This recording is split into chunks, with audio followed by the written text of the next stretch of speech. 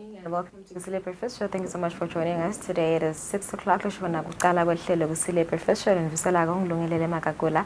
Sithanda ukuthi nivuka kahle lo mhla ekseni. Kukhumbuka nje ukuthi you can also watch Kusile Breakfast Show on YouTube as well as on your phone mangabe udownload Eswatini TV app. Good morning Sfiso. Good morning lungelele sibuselene babukelile abavuka nathi lo muhla sithembe ukuthi lihlelo litaba luhle njengenjwayelo. Oh yes, we're only less than 50 days away from 2023 sphere. So, you know, when you look back, it's just another wasted year. According to you? It's been a great year, Lungelele. I was telling one of my friends the other day, this has been a defining year in Bilonyami. I've made a lot of achievements personally outside of work as well as nasem 17 ngivangathi impilo ihamba kahle ngabe ngakuwe Lungelele khamba kanje. Yeah, so kusizamekile but nje sibonga kakhulu umdali ukuthi usigcinile kwade kwafika lilanga la namuhla. Anyway, kulethe lethamba impilo kulamanye lamanye amave lamane ngabhekene netimo letine kakhulu ba COVID ngalana nabo Ebola such that the minister was saving la Uganda Minister of Education on Tuesday announced that the third school term will be reduced by 2 weeks to try and curb the spread of Ebola disease. September this year, the government of Uganda announced an outbreak of the Ebola disease. Solo yagcina ngeminyaka wa 2019 lokho seyibuyile simo nje sikabi kakhulu khona Uganda because about 53 people have died out of 135 that tested positive for Ebola. So Tukula say letempilo Uganda is trying to curb the spread of the disease. Kanzike sigesa tindzaba indzaba yeFIFA Lungelele sekunetindzaba nje lesichama khona etindzabeni tase Qatar tabe ihosta yona iFIFA World Cup yalonyaka tindzaba ke leti former FIFA president Sepp Blatter uthi the decision to award the 2022 World Cup to Qatar was a mistake. Blatter ke losane minyaka leng 86 bekangumengameli weFIFA when Qatar was awarded the tournament in 2010. Livela se Qatar is being criticized Lungelele ngemithetho yalo le strict etindzabeni tabo same sex relationships kanye ne record lale live leli ngasilo lelihle etindzabeni temalungelo ebantfu as well as the treatment nje of migrant workers. Blatter ke uthi he was right to have said at the time uthi when he was still FIFA president that the tournament should not go to Qatar for 2022. Yeah, I think I listened to a bit of his interview speaking on BBC Radio. Akhuluma ukuthi vele should have said no. It did say no in 2010. So nyalo so yabona ukuthi vele ngabe wayisukumela itolo kakhulu. And of course, dinentindzaba leti pathelene neQatar because you know ma alcohol sponsors nabatawudibana nebulukhuni uzama sponsorship because in Qatar religious beliefs indzaba nje alcohol ayihambisani. So we stabona ukuthi ngabe lokho kuhamba kanjani. It's less how many days? Many days? 11 days now. 11 days, 11 days for the World Cup. Alright, simukelile mhlehleleni sidaba sikhulumisana nalabasoka iteko letempilo sibuke nje tempilo lamhlalo kungilesithafu. We're speaking to epidemiologist kuva nje an update on COVID-19 Eswatini. Currently bamfla sebatfolele umkhuhlane nje kusukela nga 2020 bangu 73,608 and the vaccination rate stands at 35.4%. Sabe sikhulumisana naye enhlanhla bathi kuvuka ukuthi what are the projections as we approach the festive season, especially because the tourism sector has been open for a while now.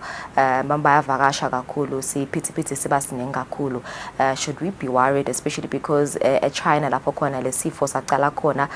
they have imposed lockdowns so sitabe sikhulumisana naye lapha epidemiologist kuva nje ukuthi isimo se-COVID-19 lapha ekhaya Eswatini sime kanjani.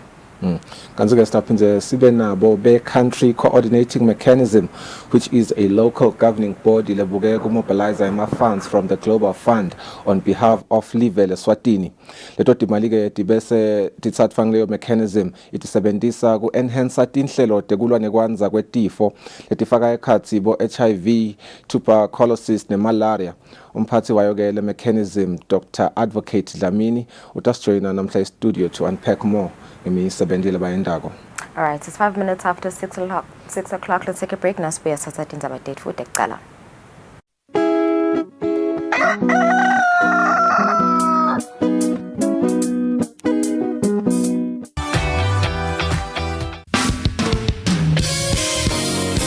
Sehlelweni lethi lithini libandla Siyambonga uNkulunkulu uhlelo liphindze libuyele emoyeni. Basically ngingathi nje empeleni yabona uNkulunkulu nakadala umhlaba including bantu. Leti khathi leti tethenjisiwe ngofundisa incwadi yaJohn chapter 16 verse number 33. The way the gospel has been portrayed nayiletshwa la kubantu yabo yende ukuthi abantu babe offended. Sikholwa futhi ukuthi sidaphinde siba nabo evikini lelitako sikhulumisa yona le ndzaba lesikhuluma ngayo emsakatweni wakho Eswatini TV sibuko semaswati. Ayijesuke kama lakho likhulu Jesuke I do the most. Watch local TV on the go with the Eswatini TV app for only 20 emalangeni. Come on. Do the most with Eswatini TV app. Download from Google Play Store or App Store. We're good together. Everywhere you go, MTN.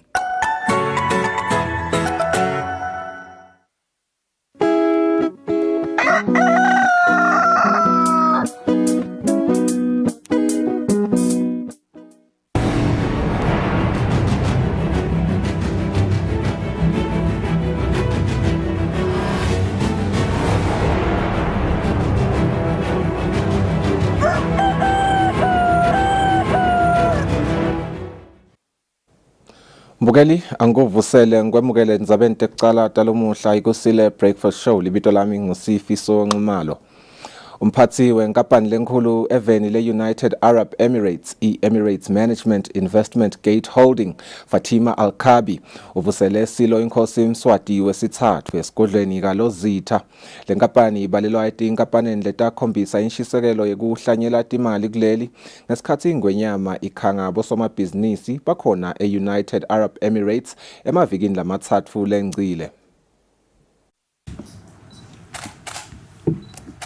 Ngesikhathi ingonyama i7 le-United Arab Emirates emavikini lamathathu lendlulile yahola umcimbi wekusayina kwezivumelwano sekubambisana emkhathisini wahulumende nalenkampani lokuyi-Emirates Management Investment Gate Holding.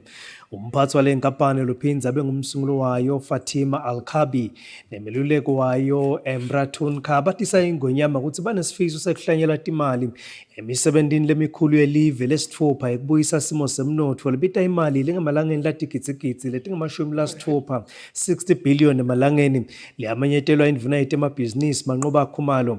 Le nkampani yaphinze yenda sethembiso sekutifikela mathupha kuleli ibukisise ukuthi ingalibambisa njani live etinhlangothini letfaka ekhatsi tetimayini nekuhlanyela timali elihlangothini lwelwati tekuxhumana nebuchwephesha temandla tekulima netekuvakasha. Seyisifezile-ke isithembiso sayo le nkampani njengoba umphathi wayo libekahula libandla uvusele ingonyama yemaswati esigodlweni kalozitha. Silo semhlaba sithi njengoba live leSwatini liphokophelele entuthukweni lekhosako kubanjiswa kule nkampani kungentala omkhulu umehluko kulo mgomo walo ntuthuko. To become a first world country, we need support from many friends, including yours, from you. So we're very pleased that as soon as we come back, you follow us, because you did promise when I was there in the Emirates that you will be coming shortly here to the kingdom to look at the possibilities of where EMI Group can actually invest.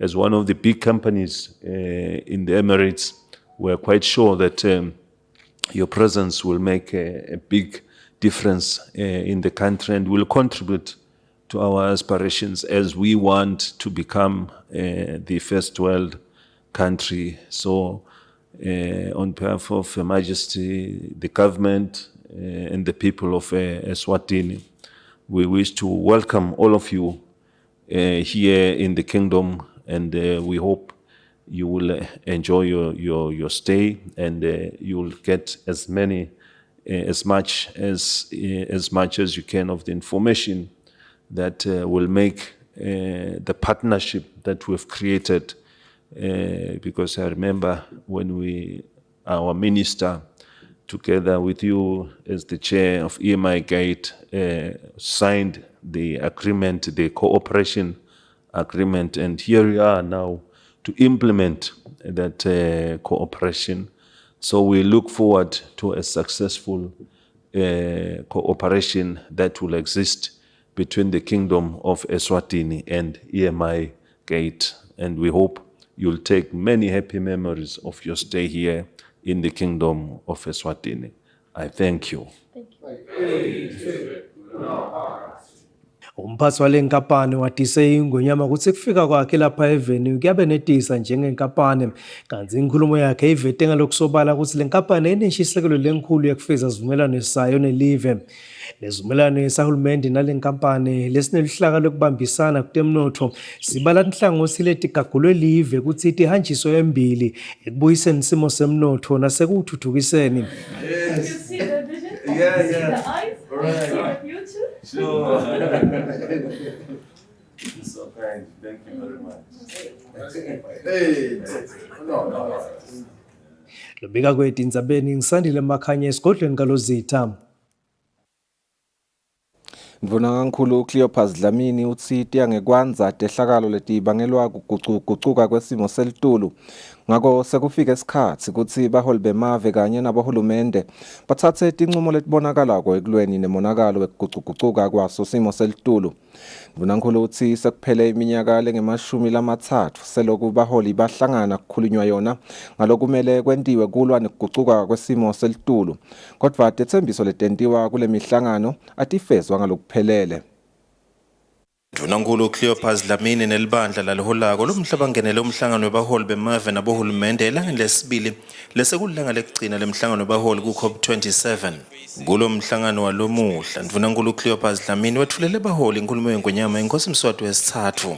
Ndvunankhulu uthi live laseSwatini njengalamanye emave lite kulo mhlangano ngekwethemba ukuthi kutawuba ngumhlangano lotawuba netithelo kungagcini njengekukhuluma. Ndvunankhulu uthi emave akahambisane nesicubulo salo mhlangano wende konke ukuthi kutophumelela impi yekulwa neguquguquka kwesimo selitulu. Ndvunankhulu uthi sesithi isikhathi seloku kukhulunywa wathi lokho kusho ukuthi umonakalo uyachubeka nekuba matima. Dlamini uthi kuyadumata ukuthi nesethembiso semave lasathuthukile sekucokelela imali lengamadola aseMelika latigitsigitsi letilikhulu naso solo asikafezeki. Mr. President, in Eswatini, we are at the beginning of our rainfall season, yet we still have not recovered from the last year's season's disaster impacts, which left our people dead, others homeless, and unprecedented damage to infrastructure, which also affected the country's economic activity. This calls for immediate action, especially with respect to building resilience and support for responding to the different losses and damages. Ndvunankhulu uthi live laseSwatini lashayeka kakhulu ehlobo lelengcile lapho kwaba netimvula letimatima letendlula nemphefumulo leminyenti kwalimala takhiwo lekuyintfo leyatsikameta umnotfo welive. Ndvunankhulu wephethe inkulumo ngekunxusa ukuthi akubebete losala ngemuva uma kukhulunywa tindzaba teguquguquka kwesimo selitulu. Ngako live leTaiwan nalo alemukeleke kuba ingcenye yalo mhlangano wekulwa neguquguquka kwesimo selitulu. Umhlangano webaholi sewephethile kanti umhlangano weCOP27 usachubeka kude kube ngumhla til-18 kulesetulu. Etindzabeni kubika Bongani Mathebula eSharm el Sheikh, Egypt. Lo sabambe kuba ngundvunankhulu Themba Masuku sewunikete sive siciniseko sekuthi hulumende uyachubeka nekucinisa tinhlelo tekuphepha kwemaswati. Masuku bekakhuluma emhlanganweni nebetindzaba emahhovisini etindvuna tembuso eMbabane. Akhuluma emhlanganweni nebetindzaba ngalesibili emahhovisini elibandla letindvuna tembuso lesabambe kuba ngundvunankulu welive imphunga Themba Masuku uthi hulumende uyanaka kulinyatwa kwamabhizinisi takhiwo tahulumende letihlose kutfutfukisa live kubulawa kwemalunga embutfo etekuvikela kanye neludlame lelichubeka nekwenteka eveni. Masuku uthi hulumende akakahlali phansi uyachubeka nekwenta konke lokusemandleni akhe kucinisekisa kuphepha nekuvikeleka kwawo onke emaswati kanye nemphahla.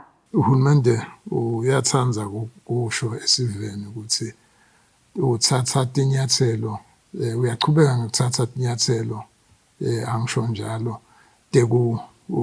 ukuthi kuvikelwe lesive kuvikelwe nako konke impahla lengahle kube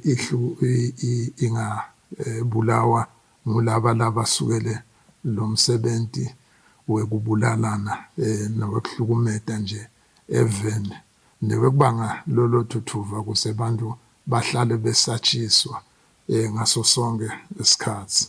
Masuku uvetile nekuthi liphenyo lalaba labathintekako kulolidlame nalo luyachubeka. Uhulumende na khona lapho soloku kucaliwe lo mgudugudu kuyabonakala ukuthi seyakhanya indlela yekuthi babanjwe labanye laba solakala kuletintfo leti talokuganga sekuyakhanya cishe kuleto tinzawo leto.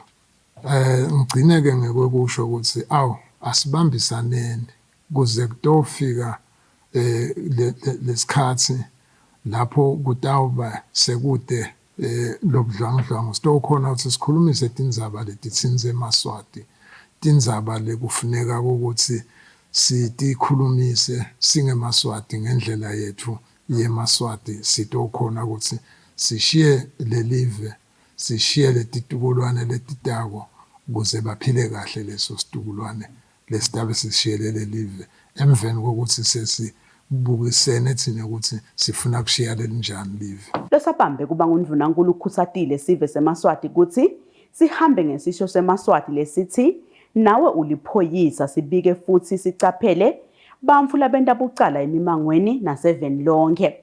Etindzabeni Eswatini TV kubika Samkeliswe Khoza ngasikhumbuzo Dlamini eMbabane.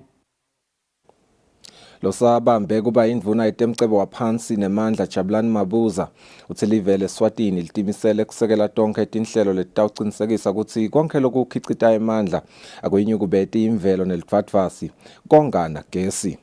Indvuna beyikhuluma ehotela le-Hilton Garden Inn ngesikhathi kusayinwa sivumelwano semkhicito wemandla lowonga gesi wenkampani iGiz losekelwe inhlangano yemave alabamhlophe i-European Union lowatiwa nge-EU Green Power Transformation.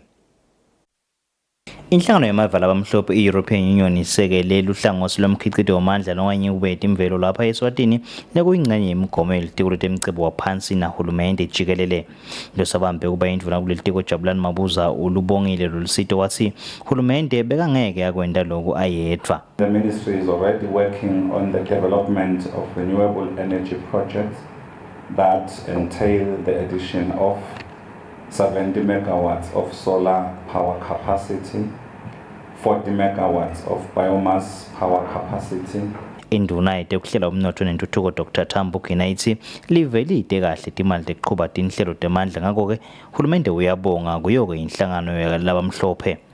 The Kingdom of Eswatini is faced with the challenge of finding solutions to its power challenges, and it is of utmost importance to find right solutions.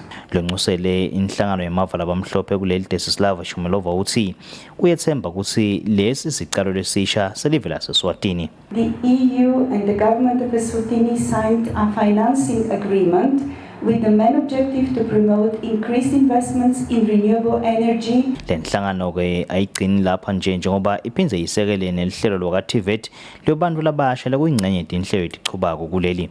Etindzabeni ngengiyani emsebeni asimuva shongwe eHilton eMbabane. Mapalane lomkhulu etiko letindlu kanye nekutfutfukiswa kwemadolobha Clifford Mamba uthi labahlela intfutfuko emadolobheni bamcokwa kakhulu njengaloku ekuhleleni kwabo kumele bacinisekise ukuthi sive siphila ngekuthula futhi yasikhinyabetwa intfutfuko lesuke itocalwa. Mamba ukusho lokhu ngesikhathi yasukumisa ngalokusemthethweni inhlangano yebahleli bentfutfuko emadolobha i-Eswatini Town Planners Association. Lemapolane lomkhulu etiko letindlu yena ethuthukiswa kwemadolobha Clifford Mamba uthi labahlela intfutfuko emadolobheni bamcoka kakhulu. Ema-town planners ke bekunene ngawo lasita kuhlelisa tindzawo ngaba sedolobheni kungaba sesicinzini una ngabe sifuna kwenta lokho bayahlelisa bekunene ukuthi sive sihlaliseke noma ke sihleliseke. Kumcoka ke vele ukuthi eveni abe khona ama-town planners aniketwe isigaba sawo asebentele umsebenzi wawo khona kutohlaleka kahle kulethi indzawo la khona sive siphila khona. Lokusukunyiswa kwalenhlangano yeSwatini Town Planners kwenteka ngephansi kwesiqubulo lesithi cabanga ngelizinga lemhlaba bese usebenza ukuthuthukisa leSwatini. Think Global Act Local Phumzile Chabalala uchaza kabanti. As we are planning, we should we should know that whatever it is we are doing has an impact to the surroundings. The projects that we are planning are very vital to the health of that particular environment. Laba labahleli intuthuko emadolobheni batisiwe ukuthi kumcokwa ukuthi intuthuko labeyentaka emadolobheni akube ngileyo le fire cuts wonke lo fire cuts bantwana bomanga kanye nebantu labadzala kubala kulabanye etindzabeni kubika Fortune Dlanga Amandla nginavuma inkosi inzinisa sembabane. Sekafungisiwe makhansela lamasha latawubamba kwesikhashana edolobheni kaManzini nakumathapha kusalungiselelwa lukhetho lwemadolobha. Umcondzisi wekuthuthukisa emadolobha Gordon Mbuli ukhutsata lamakhansela kuthi asebente ngekulandzela imitsetfo nemigomo lelawula kusebenta kwemadolobha. Kulandzela ukuthi indvuna yetiko letindlu nekuthuthukiswa kwemadolobha umfana Nkosi Simelane etfule bomeya nemasekela abo labatawubamba kwesikhashana emadolobheni kusayiwa elikhethweni lwemadolobha. Ngalesibili meya lotawubamba kwesikhashana edolobheni kaManzini Mxolisi Mabuza kanye nelisekela lakhe Zinhle Mathebula bathethe isifungo sokwethembeka emsebentini wabo lakuphindze kwendlulelwa khona edolobheni lakumathapha lapho kufungiswe khona meya lotawubamba kwesikhashana kuleli dolobha Alice Russo kanye nelisekela lakhe Stephen Mota.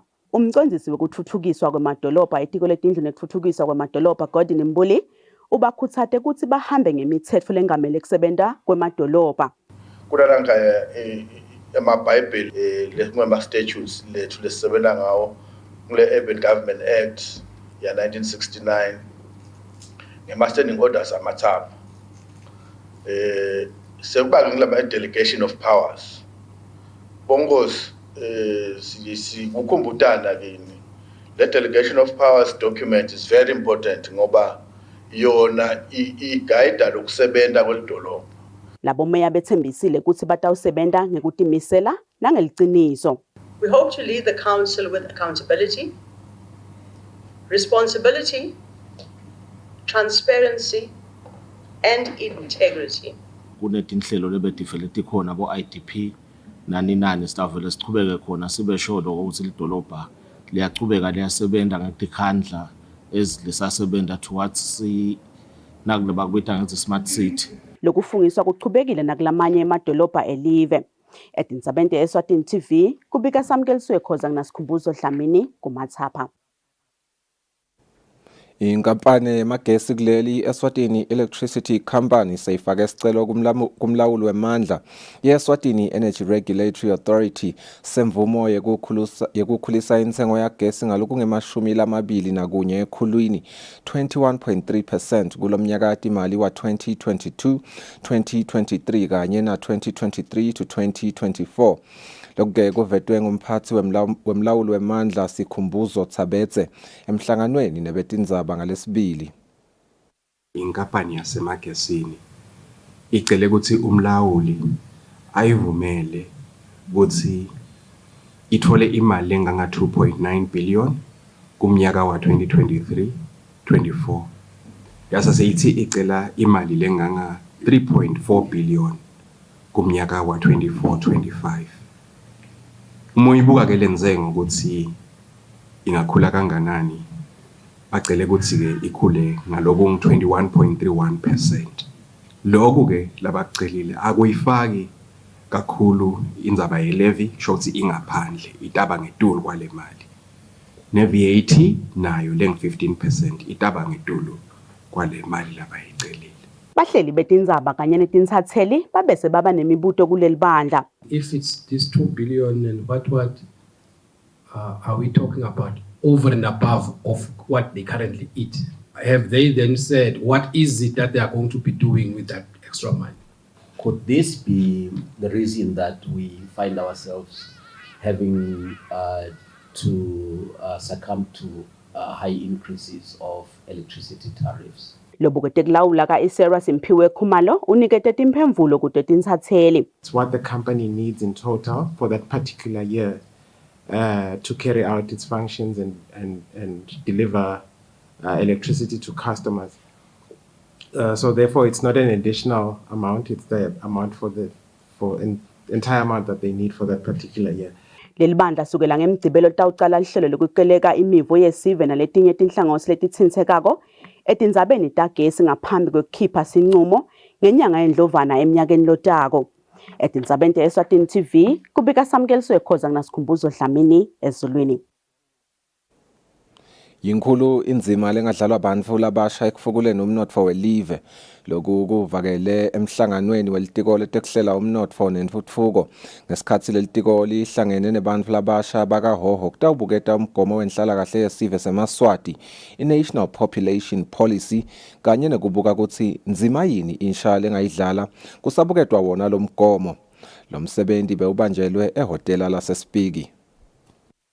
Lo mgomo lotawubuketa inhlalakahle nekuthuthuka kwesive solo wagcina kubuketwa ngeminyaka wa-2002. Rachel Masuku lobuya enhlanganweni yakamhlaba uhlangene lebukete lubalo uthi loku bebatakubuketa lokwethula ngisosive. Ke namhla ngulo kwaba ke ma submissions by both i-regional development team yakahoho and also by young people. Angithi nje i-regional development team yonkhana ngoba le board seyicover lama submissions of all the development. Phephile Shongwe lokhulumele bantu labasha uthi bayalithokotela lelithuba lokuthi kube nelichaza labadlalako kusabuketwa lo mgomo. Qala ngekubonga etiko laka economic planning ukuthi sibe part of le policy le review ako namuhla. Le policy kade yagcina review yagcina nga-2002 kepha nyalo njengoba iskimbo setashintsha sesiphila ku modern world la khona everything is computerized. So ngiva ngathi si part of loku review kwalo mgomo kutasisita kakhulu. Sebenta tethulo tabo bantu labasha bacele kusekelwa ngakutekulima njengoba babona ungathi ngona mkhakha lonemathuba lamanyenti emsebenzi. Etindzabeni te-Eswatini TV ngingibongosi Maga kule hotel laseSpiki.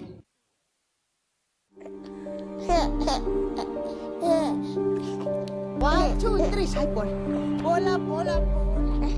Baze baphela buhlungu bami bengingatholi banifana. Namhla senginayo umuntu engixoxa naye, ngisidlala naye. Manje ngiyayibonga nahlelo lwa foster care program. Lelo angilethela wena mfana wami. Namhla senginalo nami udundulo lwami lwakusasa. Sengiyathi ukuthi sekukhona umuntu engihlala naye lesixoxa naye. Banfa bethu foster care help raise the future. Bethembethine.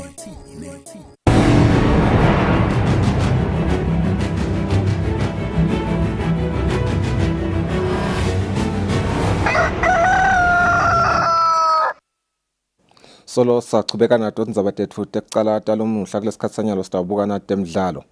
Lichubekile elicala enkantolo lenkhulu lemacembu lamabili lokuyimilling Hotspurs kanye ne-Rangers lapho khona lamacembu lamabili akhala ngekuthi akutange kusebenziswa imithetho lengiyo pheceleti Premier League Rules and Regulations yeseason 2021-2022 nakutsatfwa isinyathelo ukuthi kudliwe inkemba emacembu lamane lokwabona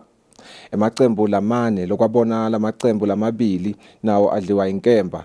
Lamacembu athi lemithetho lebeyikhona ekucaleni kweseason 2021-2022 beyiveta ukuthi emacembu latawudliwa inkemba ngiwo omabili kuphela. Lelicala belisembi kwelijaji John Magagula. Lichubekile licala enkantolo enkulu lefaka ikhatsi emacembu lamabili lokuyimilling Hotspurs kanye ne-Rangers labekadlala ngaphasi kwesizini ya 2021-2022.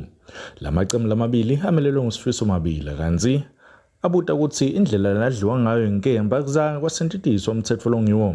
Lamacembu athe ekucaleni kwesizini ya 2021-2022 leyaqala mhla ka-30 ngenyanga yembala eminyakeni wa-2021 imithetho lebeyikhona pheceleti Rules and Regulation beyiveta ukuthi kutaba amabili kuphela amacembu latawudliwa inkemba. Lamacembu athi ngekuhamba kwesikhathi lapho khona ngenyanga yendlovana mhla ka-8 kwavela ukuthi lemithetho seyishintshiwe lapho khona emacembu latawudliwa inkemba ataba mane. La maqembu lamabili avetile ukuthi lokushintshwa kwalemithetho kwenteka isizini eseyicalile lokwenta ukuthi kungahambisani nemithetho yenhlangano engamela umdlalo webhola we-Even ukuthi imithetho angeke ishintshwe nangabe isizini seyivele icalile. Kusachubeka lelicala Sidumo Mdladla lomelele inhlangano yePremier League uvetile ukuthi mhla ka-28 ngenyanga yembala eminyakeni wa-2021 ingakaqali isizini iFootball Association yababhalela yona inhlangano yePremier League ukuthi ayichubeke isetshenziswa umthetho levuma ukuthi idliwe inkemba amaqembu lamabili. Mdladla uthi Football Association yabe seyabuye elangeni elilandzelako lamhla ka-29 kuyo inyanga yembala kuthi uxolisa ukuthi lokho lebekuvetile langenamhla ka-28 akusilo nani liciniso futhi akuchubeke kusetshenziswa lomthetho ukuthi amaqembu latadliwa inkemba tabamane. Inkantolo isibambile isijubo sayo iyasikhokha isijubo ngelilanga liyawushiwo ngeyo inkantolo. Licala belisembi kwelijaji John Magagula. Lobikela umsakate Eswatini TV kutemidlalo ngilinda Dlamini kanzombiko uhlanganiso Fabrice Msonera enkantolo lenkulu eMbabane. Ngaleto temidlalo ke bonkhosi asitibambe lapho tindzaba tecala talamhla ekuseni sitabahlola etimakethe kodwa singakayi etimakethe sitawuthathana sisimo selitulo.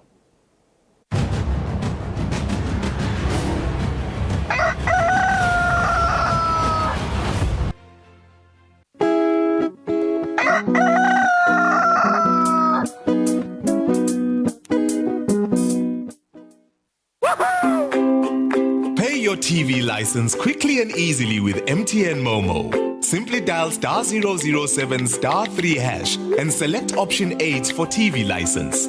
Enter your national ID number as your reference and the amount you wish to pay. Then enter your PIN to confirm your payment. Once your payment has been made, you'll receive a confirmation SMS of your payment. If you're a first-time payer, you get another SMS for your TV license. So legalize your entertainment from the comfort of your home. Pay your TV license the easy and convenient way with MTN Momo. Everywhere you go, MTN. Kudla kwempilo, food for life. An agricultural program that shows how a farmer brings food to the nation.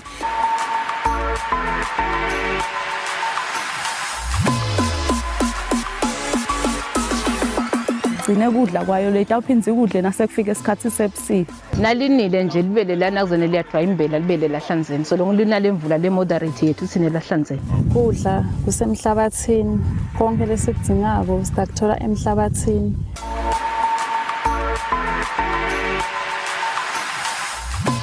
Kudla kwempilo for agriculture and farming development on Eswatini TV with the farm boy Samgelo Villarati Samvi.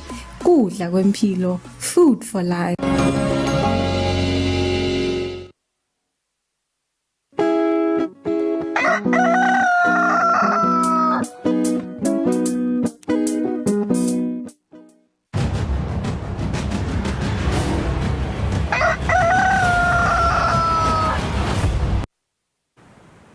Asimze sikuvusele sakwamukela nalo sanza kusivulela lo mhlahlelweni Kusile breakfast show lesithathu sivezvedile ukuthi sabe sikhulumisana nebelitiko letempilo namhla sibuka kabani nje COVID-19 update eveni laseSwatini. Umkhuhlane COVID-19 solo uyinkinga mhlaba wonke ema cases nje lasabikiwe globally sekayafika ku 633 million bamhla sebashiya emhlabeni bona bango 6.6 million kanti ke eveni laseChina lapho khona lo mkhuhlane waqala khona hulumende ke so impose ema lockdowns tinzawo letiningi sedivele divaliwe ngaka ngoba nje ama cases khona kusukela nje mhla ka-8 November sekafika ku 1.6 million bamhla bashiya emhlabeni bona bango 5226 nalapha ekhaya eSwatini ke sesekhona ama cases labikwako njalo ngeliviki njengoba litiko letempilo lesibikela nje njalo ngeliviki bantfu labanawo lomkhuhlane solo waphethuka nje lasebawutfolile bango 73618 sibonile ke emibikweni leminye emaphephandaba ukuthi lizinga lomkhuhlane linyuke nga 87% kuleli viki lesisuka kilo sayokhulumisana naye epidemiologist Nhlanhla Hlabathi kusichazela kusiniketa strategy sokuthi ngambe vele mhlawumbe lokusho ukuthini as we approach the festive season. Should we be worried ngambe vele mhlawumbe lesifo singaphindze nisibhethuke kunyalo lokusiya kulama holiday aKhisimusi. Asikuvusele sibonga ukuthi ube nathi Baba Nhlabathi, I think this time last year, particularly nje nga 9 November, cases labikiwe emkhuhlane COVID-19 kwaba bantu nje labangu-2 kuphela kwabetela basishiyako. Compared to this time last year, ngabe vele mhlambe kusiniketa a situation analysis ukuthi sime kuphi nemkhuhlane COVID-19 eSwatini. Angibonge ngiphinze ngivusele umbukeli ekhaya. Umkhuhlane we-COVID solo ukhona. Cishe emalanga onke siyawuthola. Idolo nje sibe na 60. Kwatholakala ukuthi incumbi yabo bachamuka eLubombo. Kwamanje njengoba ushito Tsatswethu usesina 73,000 kulo 73,000 sina 1,422 lese bashiya kusukela mhla ka 14 March kuya kule sikhathi lesikuzo. Loku lengingakusho nje ukuthi ngicela ukuthi sibukisise kahle lo 87%. Lo 87% ushonyalo uyakhumbula uma sicala nje indvuna benjalo beyisho ngelanga ukuthi lamhla sithole bangaka lamhla sithole bangaka. Kodwa ngekubona ukuthi sisimo sesehlile bese sesikhuluma njalo ngeliviki. Lo 87 nje uma ngingabuka kahle angathi umnethu noma angakhona yini kungikhombisa ukuthi kuna igraph lekhombisa ema cases ngeliviki ukuthi ahamba njani. Uma ngingabuka la cases vele siyawathola kodwa kusho ukuthini lokho? Siwathola njani? Ema cases siwathola ngokuthi kune team litiko ngesigodzi kusho ukuthi hoho Manzini Shiselweni naseLubombo laba hamba babuka lama cases kwatholakala nje sesitrace nama contact tracing so siya investigator siphinde sendele contact tracing kodwa ke litiko laphinze labuka lathi ayingeke sibuke lokho kuphela lase lithi kule tibhedlela letine letila Gangwane kuma regions sitaba ne team lebuka wonke umuntu lone timbawu nalode ngilapha sibathola khona futhi siphinde sibathole kuma communities ngale team lehamba iya la ekhaya siphinde sithi nangabe kusho ukuthi uyahamba na kuma border mhlambe awukatest siyakutesta nakhona sibuke ukuthi lihamba njani kusho ukuthi lama cases ethu nje asiwathola indzawo yinye siwathola ku community emangweni siwathole etibhedlela siphinde siwathole na kuma points of entry labanye bayede nje bathi uyade ngitiva kahle aseningitest lokhu ke uma kusho ukuthi siwathola emangweni kusho ukuthi kukhona abantu labanemkhuhlane labangakayi esibhedlela asengibekise nje uma ubuka leya graph yami lapha iyakhombisa ukuthi solo sihamba siyawuthola lo mkhuhlane ngifuna sibuke kakhulu ngale ngasekugcineni nako nje kulomshito nje lo 9 November uyakhombisa ukuthi kukhona ama cases lesiwatholile akhuphuka kancane lapha akhombisa kona thina ke sibuka lokuthi akakhuphuki kakhulu nyalo nje lenganika siqiniseko esiveni ngokuthi umkhuhlane we COVID ukhona kodwa kude sizathu ukuthi mhlambe sesingase siyaphaphuleka ngalokho ngiphinde ngichubeke ngithi bude akasangibukele kulelenye icase lechubekako lekhuluma ngemaviki ukuthi ngemaviki kuhamba njani ngiyacabanga ukuthi udangikhombisa lapha nje ngiloko kusho ukuthi kuleliviki leliphelile leli ukuthi sithole 60 incumbi yakhona bebasuka eLubombo and kulo 60 bese yenta ukuthi kube 73,000 kwatholakala ukuthi na 1,422 solo yacala kusho ke ukuthi sithuba sekuthi umuntu afe uma anale gciwane ucishe nge2% barike lokucishe kusinakisisa kakhulu lapha eshiselweni uyayithola ukuthi nangabe bangi10 bantu laba noma bangi10 labanalo leligciwane 3 wakhona ngenteka uhamba sesitheke kufuneka kakhulu umuntu nje weva kungakhohlekhohlela nekungaphili kahle akaphuthume esibhedlela ngoba lesikutholile lapha bayephutha lokuda esibhedlela bese ke ngithi ngicela bhuti aphinze angikhombise nayi lelandzelako lekhuluma ngalamaviki lapho sitafike sikhulume khona ngalo 87% kuthi lo 87% uchamukapi so mhlambe asalungisa lokhu yinkomba ukuthi ema cases sifo se COVID solo sikhona. Okay. Ngathi mhlawumbe siyafaka later le to chaza kakhulu lo 87%. I think uveda indzaba ukuthi uma ngabe vele udiva kongathi unalama symptoms phuthuma esibhedlela. Ingavele mhlawumbe nasengitfolakele lokho ukuthi senginawo lomkhuhlane. Indzaba ya 10 days isa apply nivele ngoba yakho ukuthi katseni ma unawo lomkhuhlane bekuthiwa vele isolate at least 10 days. Ngabe vele mhlawumbe lokho kusa apply nyalo. Lokho kakhulu lengakusho nje ukuthi kucala nje nangabe kusho ukuthi unemkhuhlane linga lokudivikela ngoba lokho kusho ukuthi vele lamasotsha akho sakhona kuthinzeka whatever ufingida divikele uphindze ukhona lokuvala ngale mask noma ungahlangani nebantu lapho kunemkhuhlane khona nyalo sesithi self isolate wena nje dilinga lokuthi uvele ulinga lokuthi ukhweshelane nalabanye labanawo ilokho kanjani labade umkhuhlane ukuthi uthi isolate wena nekokuthi ke chubeka ukhone lokugeza tandla ngoba lokho kubonakele ikakhulu leligciwane leli lihlala nje ulithola nje selikhona uma ngithimula ungase uyalithola ungase uyamthelela lo seceleni kwakho uma unemkhuhlane de-isolate kakhulu.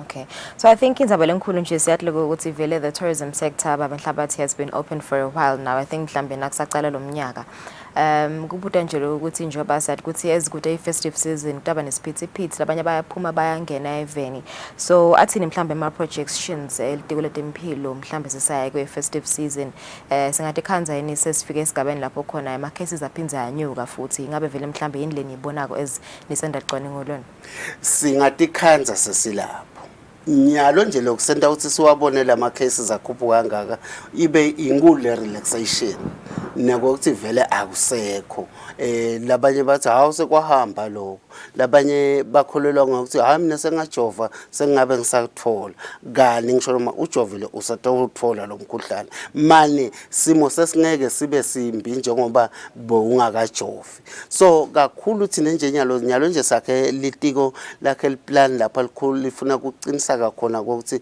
sisahlangana sisenta bokhisimusi sifuna lokuthi ngiloyo naloyo avikeleke siyacicizelela kakhulu ukuthi nangabe kusho ukuthi kukhona timpawu lotivako linga lokusungahlangani nebantu kusho ukuthi ke ku tourism nakhona nemahotela sidaba nayo umhlangano lapho sitokhuluma khona ikakhulu laba ka tourism ukuthi nanga ema precautions lesicela ukuthi entiwe ngiyajabula ukuthi kulaba bemahotela uya noma kuliphi hotel utayithola sanitizer utawuthola ukuthi bayakhuthatha ukuthi sikhweshelane utawuthola ukuthi akusafani nakucala ukuthi ngisho noma kune buffet kufuneka sihlangane silandzelane edude bayacikelela lokho sitawuphinza sihlangane nebaka tourism nje ngiyacabanga kuleli viki legcina la November lapho sitokhuluma khona kodwa ifocus yethu ayikho kakhulu ku tourism ikithi sonke kuthi nje mina nje kule kuma kunakhisimusi ukuthi khona bomzala ababuye eJozi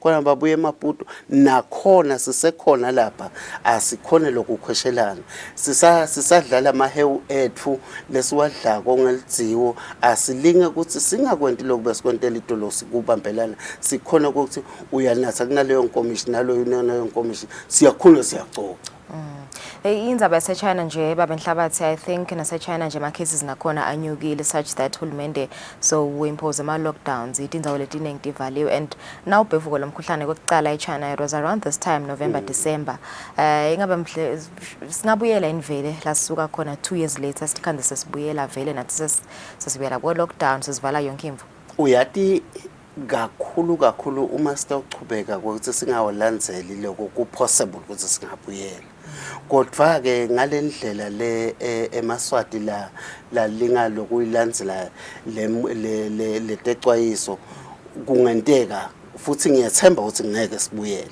Okay. Ikakhulu babenhlaba singase kuhlabele mseyikhona le graph ya 87% silobo fisa ukuthi usichazele. Yes. Ngiyo le graph le ngithe asengibuke kusukela kuleli viki la week 36 uyabona ukuthi mancane kanjani noma itolo kuleli viki leliphelile sithole lo 92 uyakhombisa ukuthi so phakaphakeme kodwa akaphakami kokuthi sesingaze sishaye ivalo.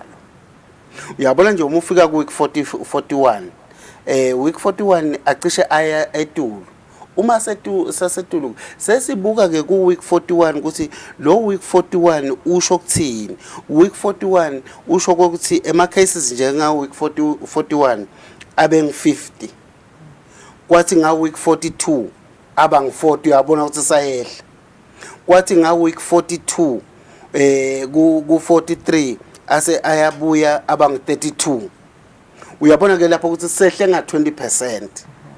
Then ke lo 87 sesimbuka ku week 43 lapho ku week 43 sathola 32 ema cases. Sesithi ke kulo week 44 lo last week sithole lo 60. Uyambona ke ukuthi lo 87 usuka kuleli viki lela leliphelile naleli.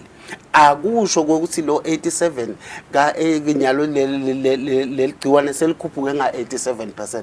Likhuphuke nga 87% compared to week 42. I mean to 43. So but ke njengoba ngisho nje ngithi lokhu kukhombisa kona ukuthi lama cases akhona. Kodwa kuye kwaba khona isikhathi lapha bekude control ukuthi si recorda 0 khona. Nanku ke lengicela ukuchazisisa kule graph le. Kwecala thina sinale tinkomba leti lama indicators lesithi nama early warning indicators. Kube nje lo ya 60 simthole ngelanga linye bestakwe-2. Vele sitaqhubeka simthole 10 ngelanga. Lokho kuse under control. Sesithi 10 to 20 ngoba sibese center ema threshold ethu. 10 to 20 siyabuka ukuthi ngabe khamba njani. 20 to 40 sesithi hey asasibuke aqhamuka phela ama cases. Asibone ama clusters yini. Sesithi once aba more than 40 ngelilanga ngilapho ke lapho sebe sesibuka khona. Ngokucala lo siphindze kwesibili lesikubuka ukuthi kulabo lesebawatholile kukhona labashonako bangakanani labadinga ukuthi balaliswe esibhedlela kwamanje nje ayisekukahle. Siphindze kwesithathu sithi ke nangabe bantu bang 100 kulo 100 sithola 10 wabo lokuthi mhlambe sithatha 100 webantu siyaba screen siyabuka ukuthi banalo bade leligciwane nakulesithi i-positivity rate. Uma kusho ukuthi kulo 10 kusho ukuthi sina 10% lo tholakala ukuthi kulabantu lesibathatha namuhla labang 100 10 wabo uba nalo leligciwane. Sesiyaqala ke siyabuka nyalo. Kodwa ke kusukela ngaMay kuze kube manje solo uthola ukuthi kulabang 100 abengci 5 labanalo leligciwane. So kokusho ukuthi ngiko ke lesikubuka koloko sibuka ukuthi abantu bangakhi ngelanga, sibuka ukuthi bangakhi labadinga kulaliswa, sibuke ukuthi bangakhi laba tested positive out of all those that have been tested on that particular day. So ngiletho timbawuleti lesitibukako on day to day basis. Yeah. Naye ke lenye baba mhlaba sibengifuna kuyibuta vele ukuthi nasibuka nje leminyaka vele lawo ma cases lawo kuba bamfu labane iminyaka lemingakhi nje ngoba ngiyakhumbula ukuthi nawo safika nje lomkhuhlane vele kwakuthiwa vele uyingodi kakhulu ebamfini labadzala ngabe kulawo ma cases nje leswatfolile the past 2 weeks kuba bamfu labane iminyaka lemingakhi. Ngumbuto lo mhlelo uma sicala vele bothola ukuthi kusukela ku50 kakhulu abana 60 ngibona bebavama ukuthola nyalo sithole ukuthi kakhulu laba utholako bala kubo 30 to 39 kakhulu ngu39 nje lengathi imini age yethu lo 30 to 39 banenge ubakhona nyalo ke uma nje ubuka lapho lesikutholile nyalo sithole ukuthi laba ngetulu kwa 80 kude ngisho namunye lobe nawo okay laba ngetulu kwa 60 babe khona then ukuthi ke kulaba yandamba labancane laba less than 5 solo abefiki ku so cishe nge3%.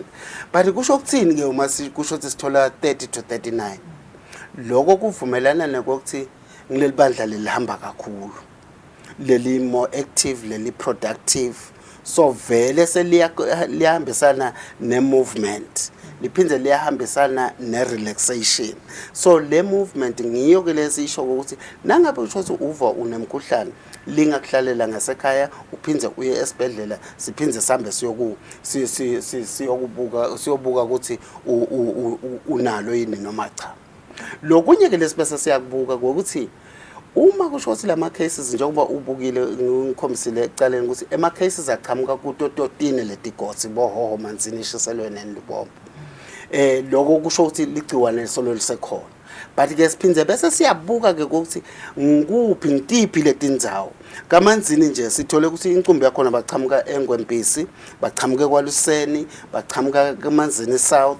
Kwatholakala ukuthi uma sitibukisisa kakhulu letindzawo basuka kubovele zizweni, besuka kubongwane park, basuka kubomathapha eMangozeni. Lapho ke singefika bese siyahlama vele kuleyo ndzawo leyo sesiyabuka ukuthi kude labanye labanalo leligciwane. Okay. I think bebasazivetela nje lema regions njengoba soluchaza nje usingeta sithombise ukuthi yes asasikhombisa siphindze sibuke ke naselubombo. Elubombo masibuka letinkundla kakhulu kuseligongolweni, kusesiphofaneni, kusenkilongo, kusemathanjeni north. So uyabona ukuthi ukude umango lo ngakaze waba nemuntu loneligciwane lona le COVID. But ke lokunye ke litiko libese lithi kenyalo sengifuna ukukhipha nje i-team ngiyo la ikhomisako nje leya ukuthi elibonjeni sisabathola besuka eBig Band, besuka eSteki, besuka kuBolukhula, besuka maphathini Vuku. So uyayibona le ukuthi akusiyo ndzawo yinye. And then naseshiselweni ngalokunjalo uma ungaye usibukele eshiselweni which is the next slide. Eshiselweni kakhulu uma ubuka letindzawo besuka kubomthambama, besuka kubo Zombotse emuva. So uyabona ukuthi akusiko nje ukuthi mhlambe besuka emthambama sekuleyo ndzawo leyo, but balapha nalapha.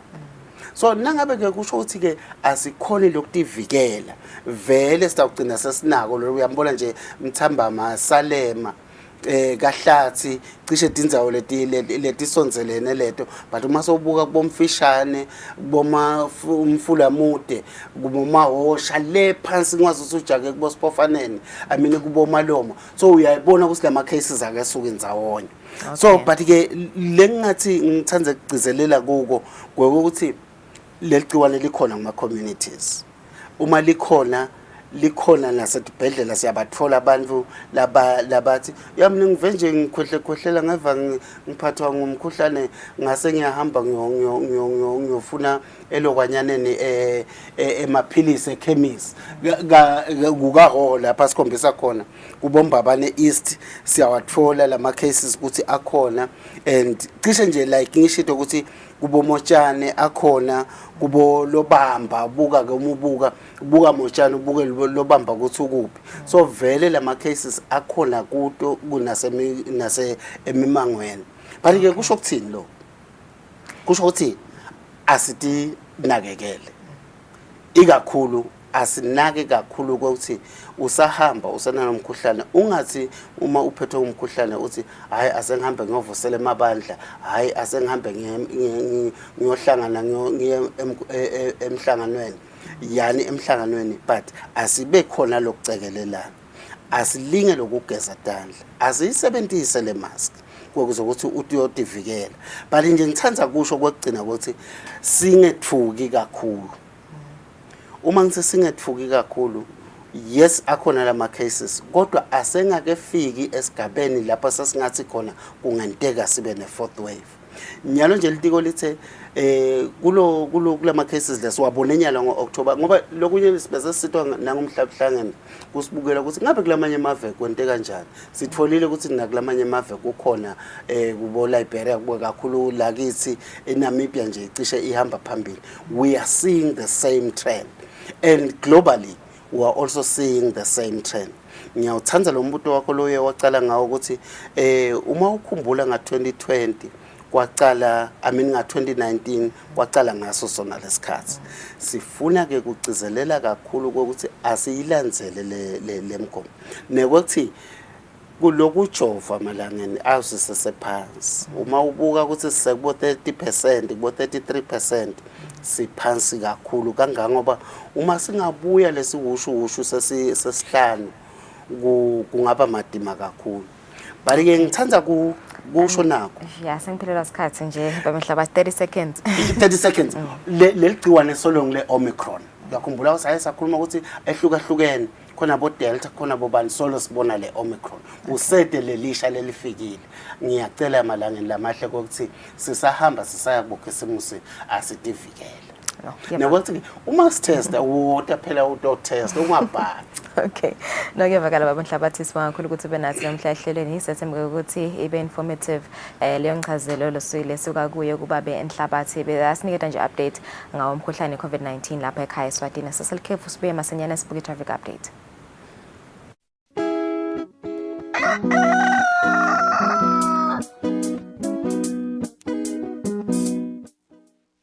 Mngani, ukasibusisa ungithengele smartphone. Mama, asithathe selfie mngani. Nani, thatha ngalo bhombombo wakho. Angisho wena uyadlala. Awumngani ngani lo babelo yani? Mngani, ngiright ngalo bhombombo wami. Ngiyenetiseka ngale nginakho. Lokunye ngidaba nako ngesikhathi lesifanele. I-HIV isekhona. Asitivikeleni sibamvu labasha. Lo mletho wemasomvu niulethela litiko letempilo netinhlangano letina dream services. This is PrEP, otherwise known as pre-exposure prophylaxis. PrEP is for HIV prevention. PrEP can be used by HIV-negative people to protect themselves from HIV. For more information on PrEP, visit your nearest health facility or call 2030.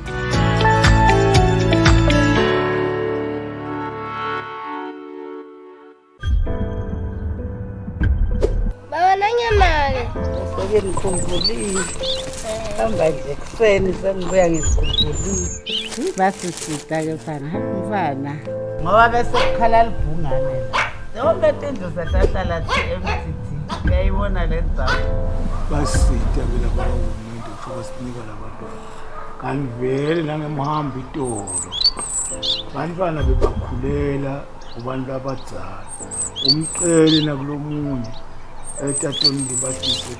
Banva bethu foster care help raise the future bethembe team.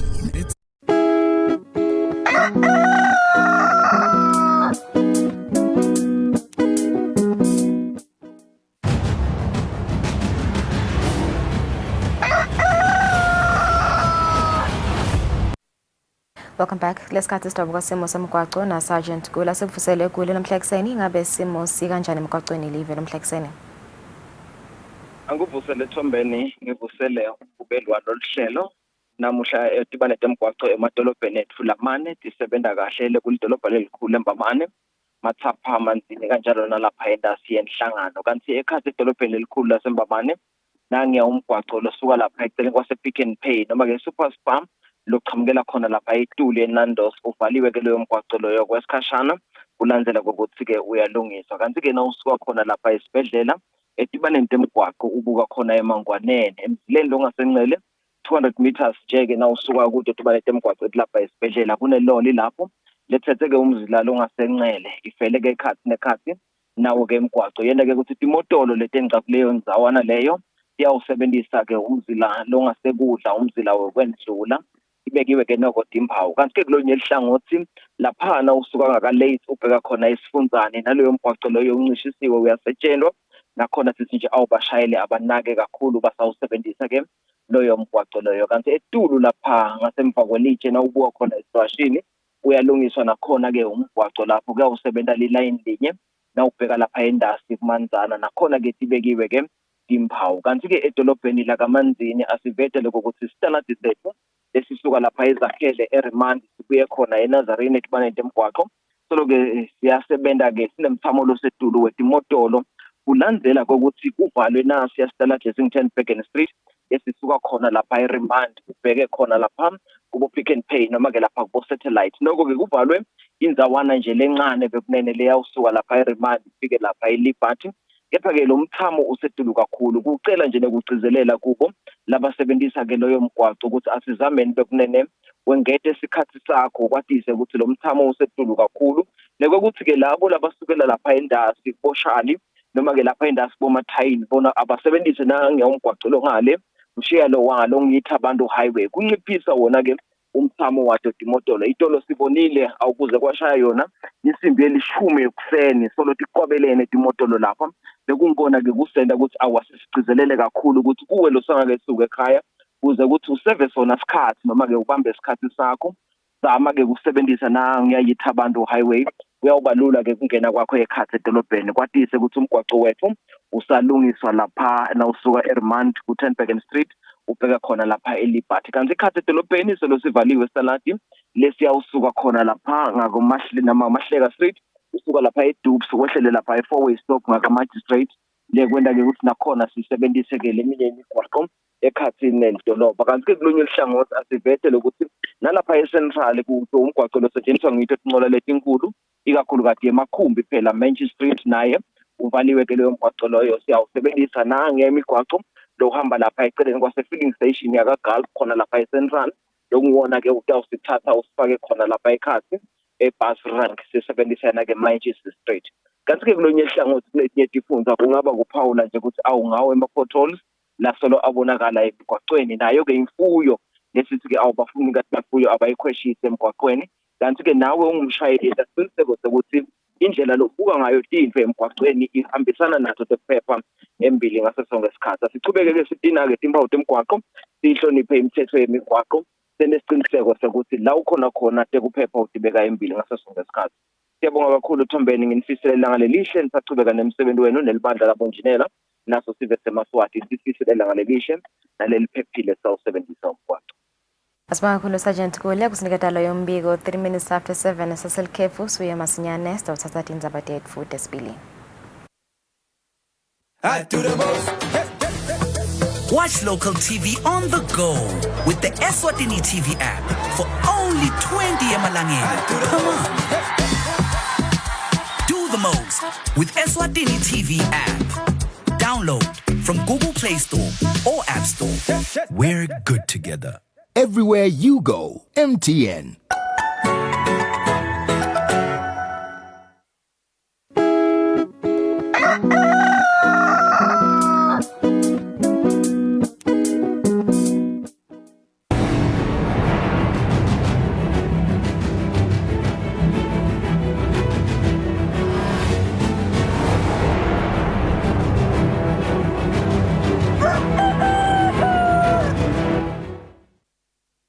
Asimenze sinimukele sikuvusele nawo losanza kusivulela sitabukati indzaba yethu desibili.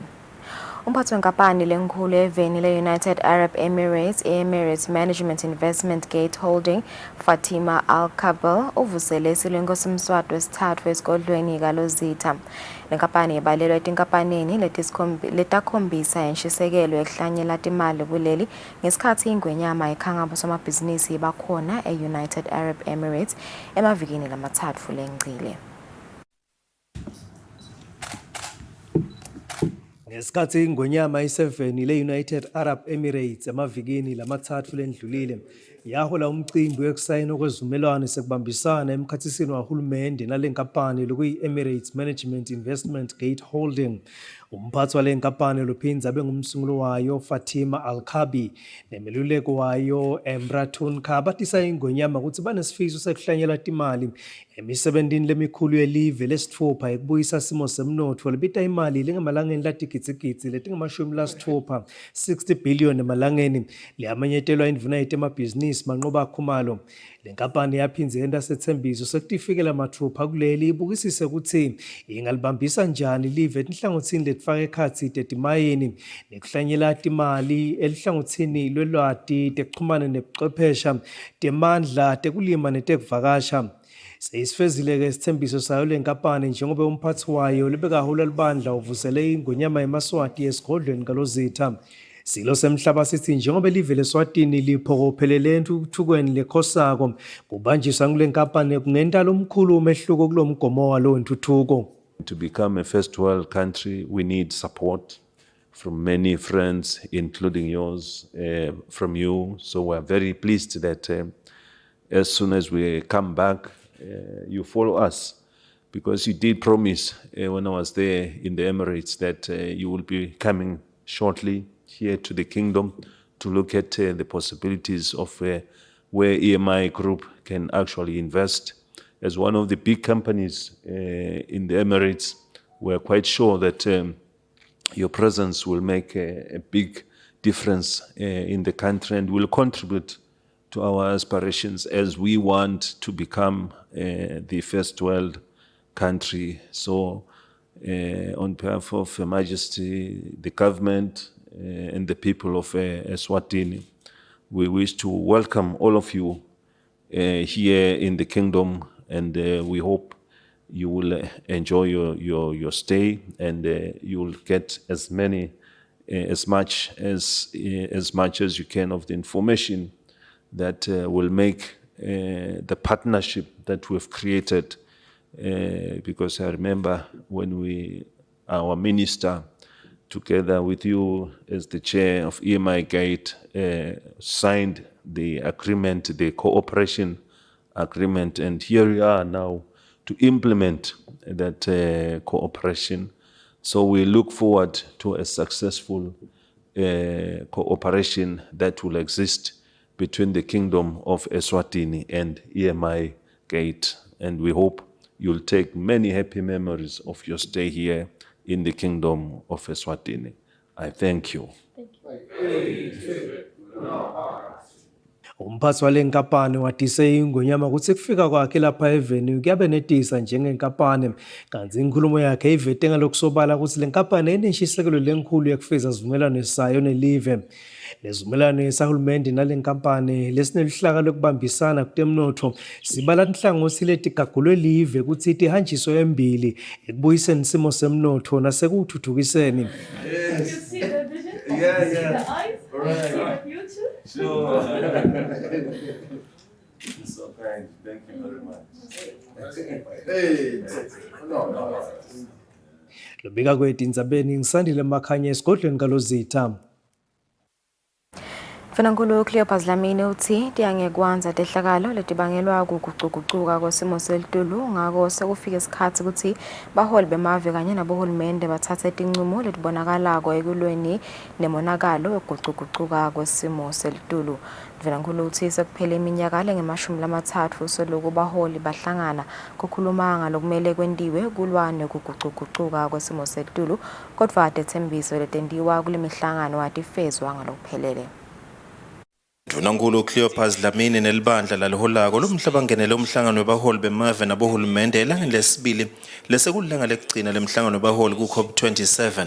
Kulo mhlangano walomuhla Mfanankulu Cleopas Dlamini wethulele baholi inkulumo yengonyama inkosi Mswati wesithathu. Mfanankulu uthi live laseSwatini njengalamanye emave lide kulo mhlangano ngekwethemba ukuthi kutawuba ngumhlangano lotawuba netithelo kungagcini njengekukhuluma. Mfanankulu uthi emave akahambisane nesicubulo salo mhlangano wende konke ukuthi kutophumelela impi yekulwa negucugucuka kwesimo selitulu. Mfanankulu uthi sesithi isikhathi seloku kukhulunywa wathi lokho kusho ukuthi umonakalo uyachubeka nekuba madima. Dlamini uthi kuyadumata ukuthi nesethembiso semave lasathuthukile sekucokelela imali lengamadola asemelika latigitsigitsi letilikhulu naso solo asikafezeki. Mr. President, in Eswatini, we are at the beginning of our rainfall season, yet we still have not recovered from the last year's season's disaster impacts, which left our people dead, others homeless, and unprecedented damage to infrastructure, which also affected the country's economic activity. This calls for immediate action, especially with respect to building resilience and support for responding to the different losses and damages. Mfanankulu uthi live laseSwatini lashayeka kakhulu ehlobo lelengcile lapho kwaba netimvula letimatima letendlula nemphefumulo leminyenti kwalimala takhiwo lekuyinto leyatsikameta umnotfo welive. Mfanankulu wephethe inkulumo ngekunxusa ukuthi akubebete losala ngemuva uma kukhulunywa tindzaba tegucugucuka kwesimo selitulu ngako live leTaiwan nalo alemukeleke kuba ingcenye yalomhlangano wekulwa neguquguquka kwesimo selitulo. Umhlangano wabaholi sewephethile kanti umhlangano weCOP27 usachubeka kude kube ngomhla ti-18 kulesetulo. Etinzabeni kubika Bongani Mathebula eSharm el Sheikh, Egypt. Losabambe ukuba uNdunankulu Themba Masuku sewunikete isive isiqiniseko sokuthi uhulumende uyachubeka nokuqinisa inhlelo zokuphepha kwamaSwati. Masuku bekakhuluma emhlanganweni nebetindzaba itolo. Akhuluma emhlanganweni nebetindzaba ngalesibili emahhovisini elibandla letindvuna tembuso lesabambe kuba nguNdunankulu welive imphunga Themba Masuku uthi hulumende uyanaka kulinyatwa kwamabhizinisi takhiwo tahulumende letihlose kutfutfukisa live kubulawa kwemalunga embutho etekuvikela kanye neludlame lelichubeka nekwenteka eveni. Masuku uthi hulumende akakahlali phansi uyachubeka nekwenta konke lokusemandleni akhe kucinisekisa kuphepha nekuvikeleka kwawo onke emaswati kanye nemphahla. Uhulumende uyatsanza kusho esiveni ukuthi uthatha tinyathelo uyachubeka ngokuthatha tinyathelo angisho njalo ukuthi kuvikelwe lesive kuvikelwe nako konke impahla lengahle kube ingabulawa ngulaba labasukele lomsebenzi wekubulalana nokuhlukumeta nje eveni nekubanga lolo thuthuva kuse bantu bahlale besatshiswa ngaso sonke isikhathi.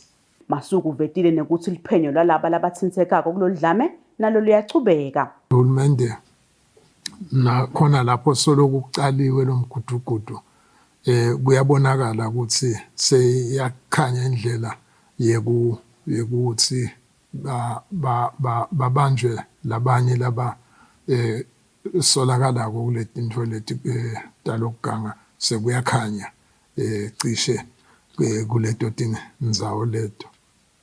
Ngigcine ke ngekwekusho ukuthi asibambisaneni kuze kutofika lesikhathi lapho kutawuba sekude lobudlangudlangu sitokhona ukuthi sikhulumise tindzaba letitsinze emaswati. Tindzaba lekufuneka ukuthi sitikhulumise singemaswati ngendlela yethu yemaswati sitokhona ukuthi sishiye lelive sishiye letitukulwane letitako kuze baphile kahle leso situkulwane lesitabe sishiyele lelive emveni kokuthi sesibukisene thina ukuthi sifuna kushiya lelinjani live. Losabambe kuba nguNdunankulu ukhusatile sive semaswati ukuthi sihambe ngesisho semaswati lesithi nawe uliphoyisa sibike futhi sicaphele bamfu labenta bucala emimangweni naseveni lonke. Etindzabeni Eswatini TV kubika samkeliswe khoza ngasikhumbuzo Dlamini eMbabane. Losabambe kuba indvuna yetemcebo waphansi nemandla Jabulani Mabuza uthi live leSwatini litimisele kusekela tonke tinhlelo letitawucinisekisa ukuthi konke lokukhicita emandla akunye kubete imvelo nelutratfasi konga nagesi. Indvuna bekhuluma ihhotela le-Hilton Garden Inn ngesikhathi kusayena vumelwano semkhicito wemandla lowonga gesi wenkampani eGIZ losekelwe inhlangano yamava labamhlophe European Union lowatiwa nge-EU Green Power Transformation. Inhlangano yamava labamhlophe i-European Union isekele luhlangosi lomkhicito wamandla nokanye ubete imvelo lapha eSwatini nekuyingxenye yemigomo yelitiko letemcebo waphansi nahulumende jikelele. Losabambe kuba indvuna kulelitiko Jabulani Mabuza ulubongile lolusito wathi hulumende bekangeke akwenda lokhu ayedwa. The ministry is already working on the development of renewable energy projects that entail the addition of 70 megawatts of solar power capacity, 40 megawatts of biomass power capacity. Induna yetekuhlela umnotho nentuthuko Dr. Tambo Kinaiti live lide kahle timali teqhuba tinhlelo temandla ngakho-ke hulumende uyabonga kuyo-ke inhlangano yalabamhlophe. The Kingdom of Eswatini is faced with the challenge of finding solutions to its power challenges, and it is of utmost importance to find right solutions. Lonqusele inhlangano yamava labamhlophe kuleli Desislava Shumelova uthi uyethemba ukuthi lesi sicalo lesisha selive laseSwatini. The EU and the government of Eswatini signed a financing agreement with the main objective to promote increased investments in renewable energy. Lenhlangano ke ayigcini lapha nje njengoba iphindze isekele nelihlelo lwaka-TVET lwebantu labasha lekuyingxenye yetinhlelo etichubako kuleli. Etindzabeni ngengiyani Msibina Simuva Shongwe eHilton eMbabane. Mabhalanelo omkhulu etiko letindlu nekuthuthukiswa kwamadolobha Clifford Mamba uthi labahlalela intuthuko emadolobheni bamgcoka kakhulu njengaloku ekuhleleni kwabo kumele baqinisekise ukuthi sive siphila ngekuthula futhi asikhinyabedwa intuthuko lesuke itoqalwa. Mamba ukusho lokhu ngesikhathi yasukumisa ngalokusemthethweni inhlangano yabahleli bentuthuko yamadolobha yeSwatini Town Planners Association. Lemaphalanelo omkhulu etiko letindlu kanye nekuthuthukiswa kwamadolobha Clifford Mamba uthi labahlela intuthuko emadolobheni bamgcoka kakhulu. Ema-town planners ke bekunene ngawo lasita kuhlelisa tindzawo ngaba sedolobheni kungaba sesicinzini una ngabe sifuna kwenta lokho bayahlelisa bekunene ukuthi sive sihlaliseke noma ke sihleliseke. Kumgcoka ke vele ukuthi even abe khona ama-town planners aniketwe isigaba sawo asebenze lo msebenzi wawo khona kutohlaleka kahle kulethi indzawo la khona sive siphila khona. Lokusukunyiswa kwalenhlangano yeSwatini Town Planners kwenteka ngephansi kwesiqubulo lesithi cabanga ngelizinga lemhlaba bese usebenta ukuthuthukisa leSwatini. Think Global Act Local Phumzile Chabalala uchaza kabanti. As we are planning, we should we should know that whatever it is we are doing has an impact to the surroundings. The projects that we are planning are very vital to the health of that particular environment. Laba labahleli intuthuko emadolobheni batisiwe ukuthi kumgcokwa ukuthi intuthuko labeyentaka emadolobheni akube ngileyo le-fire cards wonke lokufire cards bantwana bomake kanye nebantu labadzala kubala kulabanye etindzabeni kubika Fortune Dlangamandla nginavuma inkosi inzinisa sisembabane. Sakafungisiwe amakhansela lamasha latawubamba kusikhashana edolobheni kaManzini nakumathapha kusalungiselelwa lukhetho lomadolobha. Ucondziswa ukuthuthukisa emadolobha Garden Mbuli ukutsatala ama-councillors ukuthi yasebenze ngekulandzela imithetho nemigomo lelawula kusebenza kwamadolobha. Kulandzela ukuthi indvuna yetiko letindlu nekuthuthukiswa kwamadolobha uMfanenkosi Simelane etfule bomeya nemasekela abo labatawubamba kwesikhashana emadolobheni kusayiwa elikhethweni lwemadolobha. Ngalesibili meya lotawubamba kwesikhashana edolobheni kaManzini Mxolisi Mabuza kanye nelisekela lakhe Zinhle Mathebula bathethe isifungo sokwethembeka emsebentini wabo la kuphindze kwendlulelwa khona edolobheni lakumathapha lapho kufungiswe khona meya lotawubamba kwesikhashana kuleli dolobha Alice Russo kanye nelisekela lakhe Stephen Mota. Umcondzisi wekuthuthukiswa kwamadolobha etiko letindlu nekuthuthukiswa kwamadolobha Gordon Mbuli ubakhuthate ukuthi bahambe ngemithetho lengamele kusebenta kwemadolobha. Kulalanga emabhayibheli lesingwema statutes lethu lesisebenza ngawo kule Urban Government Act ya 1969 ngema-standing orders amathapha. Sekuba ngilaba delegation of powers. Bongozi sikukhumbutana kini. Le delegation of powers document is very important ngoba yona i-guide lokusebenza kwelidolobha. Labo meya bethembisile ukuthi batawusebenta ngekutimisela nangeliciniso. We hope to lead the council with accountability, responsibility, transparency and integrity. Kunetinhlelo lebediveloped khona bo-IDP nani sitavele sichubeke khona sibe sure ukuthi lidolobha liyachubeka liyasebenza ngetikhandla ezilisasebenza towards nakuleba kwetha ngathi smart city. Lokufungiswa kuchubekile nakulamanye emadolobha elive. Etindzabeni eSwatini TV kubika samkeliswe khoza nginasikhumbuzo Dlamini kumathapha. Inkampani yamagesi kuleli yeSwatini Electricity Companies ifake isicelo kumlawuli wamandla yeSwatini Energy Regulatory Authority semvume yokukhulisa intengo yagesi ngalonge21 ekhulwini 21.3% kulomnyaka imali wa 2022-2023 kanye na 2023-2024. Lokuvotwa umphathi omlawuli wamandla sikhumbuzo Thabethe emhlanganweni nebetindzaba ngalesibili. Inkampani yasemagesini icele ukuthi umlawuli ayivumele ukuthi ithole imali enganga 2.9 billion kumnyaka wa 2023-24. Yasa seyithi icela imali lenganga 3.4 billion kumnyaka wa 24-25.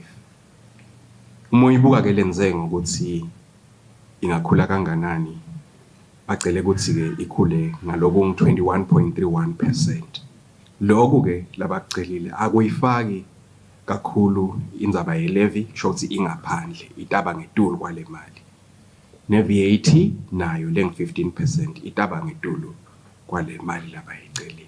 Bahleli betindzaba kanye netinsatheli babese baba nemibuto kuleli bandla. If it's this 2 billion and what are we talking about over and above of what they currently eat? Have they then said what is it that they are going to be doing with that extra money? Could this be the reason that we find ourselves having to succumb to high increases of electricity tariffs? Lobukete kulawula ka Isera Simphiwe Khumalo unikete timphendvulo kuto tinsatheli. It's what the company needs in total for that particular year to carry out its functions and deliver electricity to customers. So therefore, it's not an additional amount; it's the amount for entire amount that they need for that particular year. Leli bandla sukela ngemgcibelo tawucala lihlelo lokukeleka imivo yesive naletinye tinhlangosi letitsintekako etindzabeni tagesi ngaphambi kwekukhipha sinqumo ngenyanga yendlovana eminyakeni lotako. Etindzabeni te-Eswatini TV kubika Samkeliswe Khoza kunasikhumbuzo Dlamini ezulwini. Inkulu inzima lengadlalwa abantu labasha ekufukuleni umnotfo welive lokuvakala emhlanganweni welitiko letekihlela umnotfo nentuthuko ngesikhathi lelitiko lihlangene nabantu labasha abakahoho kutawubuketa umgomo wenhlala kahle esive seMaswati i-National Population Policy kanye nekubuka ukuthi inzima yini inshalo engayidlala kusabuketwa wona lo mgomo. Lo mgomo lotawubuketa inhlala kahle nekuthuthukwa kwesive solo wagcina kubuketwa ngeminyaka wa 2002. Rachel Masuku lobuya enhlanganweni yakamhlaba uhlangene lebukete lubalo uthi loku bebata kubuketa lokwethula ngisosive. Ke namhla ngulo kwaba ke ma submissions by both i-regional development team yakahoho and also by young people. Angithi nje i-regional development team yonkhana ngoba le body say cover lama submissions of all the development. Pepile Shongwe lokhulumele bantfu labasha uthi bayalithokotela lelithuba lokuthi kube nelichaza labadlalako kusabuketwa lo mgomo. Qala ngekubonga etiko laka economic planning ukuthi sibe part of le policy le review ako namuhla. Le policy kade yagcina review yagcina nga 2002 kepha nyalo njengoba izinto zetashintsha sesiphila ku modern world la khona everything is computerized. So ngiva ngathi si part of loku review kwalo mgomo kutasisita kakhulu. Sebenta tethulo tabo bantfu labasha bacele kusekelwa ngakutekulima njengoba babona ungathi ngona mkhakha lonemathuba lamanyenti emsebenzi. Etindzabeni te-Eswatini TV ngingibongosi Magagule hotel lasesipiki. Inhlangano yabantu labanesifo sekuwa epilepsy organization ithi itimisele ukufundisa abodokotela bonesi nabo bonke bemitholampilo netibhedlela lapha eveni ngesifo sekuwa kude babe nelwati lolwanele ngalesifo. Osabambe kuba ngumcondzisi walenhlangano Abraham Jaljali wethule tinhlelo talenhlangano temnyaka lotako ehotela le-Happy Valley ezulwini. Inhlangano yabantu labanesifo sekuwa epilepsy organization Eswatini yethule lihlelo lwayo lokusebenza lweminyaka lotako wa 2023 lapho kusukela usuka nje uminyaka inyanga yabhimbidwane itawube inetinhlelo tekufundisa tikolwa ngalesifo iphindze icokelele timali tekusita lenhlangano nekusita labanalesifo. Losabambe kuba ngumcondzisi wayo Abraham Jaljali ucela tinkampani tinhlangano basomabhizinisi nalabasebenzisana nayo ke lenhlangano ukuthi bachubeka bayibambise bayisekele nangetimali kuletinhlelo tayo. Yesibili kube ukuthi sicokelele timali la khona sikhona kuqhuba imisebenzi yekusekela abantu abaphila nesifo sekuwa. Namhla ke bese wethula lesingathi ikhalenda noma tinhlelo lesinato eminyakeni lotako lesithi setiyabuya ku2023.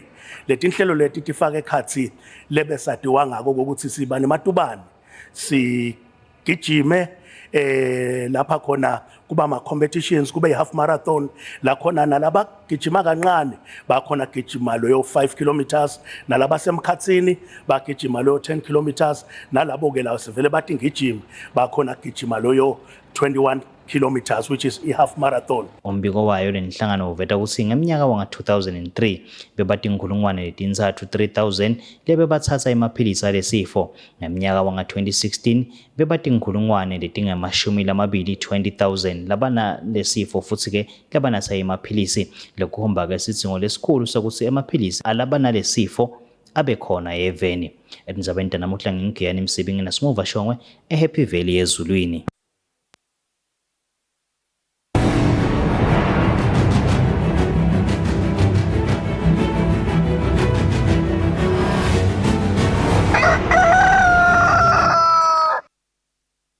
Kutemidlalo lichubekile licala inkantolo lenkulu lamaqembu lamabili lekuyimilling Hotspurs kanye neRangers lapho khona lamaqembu lamabili akhala ngekuthi akutange ukusebenziswa imithetho lengiyo phecelezi iPremier League Rules and Regulations yesizon yeminyaka wa 2021-2022 nakuthathwa sinyathelo sekuthi kudliwe inkemba yamaqembu lamane lokwabona lamaqembu lamabili nawo adliwa inkemba. Lamaqembu athile imithetho lebeyikhona ekuqaleni kwesizini beyiveta ukuthi amaqembu latawudliwa inkemba ngiwo omabili kuphela. Lelicala belisembeke lijaji John Magagula. Lichubekile licala inkantolo enkulu lefaka ekhatsi amaqembu lamabili lokuyimilling Hotspurs kanye neRangers labekadlala ngaphasi kwesizini ya 2021-2022. Lamaqembu lamabili amelelwe nguSifiso Mabila kanti abuta ukuthi indlela ladliwa ngayo inkemba kuzange kwasentshentiswa umthetho longiwo. Lamaqembu athe ekuqaleni kwesizini ya 2021-2022 leyaqala mhla ka-30 ngenyanga yembala eminyakeni wa 2021 imithetho lebeyikhona phecelezi rules and regulation beyiveta ukuthi amabili kuphela amaqembu latawudliwa inkemba. Lamaqembu athi ngekuhamba kwesikhathi lapho khona ngenyanga yeNdlovana mhla ka-8 kwavela ukuthi le mithetho seyishintshiwe lapho khona amaqembu latawudliwa inkemba atabamane. Lamaqembu lamabili avetile ukuthi lokushintshwa kwalemithetho kwenteka isizini eseyicalile lokwenta ukuthi kungahambisani nemithetho yenhlangano engamele umdlalo webhola eveni ukuthi imithetho angeke ishintshwe nangabe isizini seyivele icalile. Kusachubeka lelicala Sidumo Mdladla lomelele inhlangano yePremier League uvetile ukuthi mhla ka-28 ngenyanga yembala eminyakeni wa 2021 ingakaqala isizini iFootball Association yababhalela yona inhlangano yePremier League ukuthi ayichubeke isentshentiswa umthetho levuma ukuthi idliwe inkemba amaqembu lamabili. Mdladla uthi iFootball Association yabe siyabuya elangeni elilandzelako lamhla ka-29 kuyo inyanga yembala kuthi uxolisa ukuthi lokho lebeyikuvetile langeni namhla ka-28 akusilo nani liciniso futhi akuchubeke kusentshentiswa lomthetho ukuthi amaqembu latawudliwa inkemba tabamane. Inkantolo isibambile isijubo sayo iyasikhokha isijubo ngelilanga liyawushiwo ngiyo inkantolo. Licala belisembeke lijaji John Magagula. Lobikela umsakate Eswatini TV kutemidlalo ngilinda Dlamini kanti umbiko uhlanganiswa nguFabrice Msonera enkantolo lenkulu eMbabane. Satiphetha ngalezo temidlalo ndzaba futhi sibili sidabahlele temakethe nasibuya sirachubeka nehlelo senishini simo selitulo.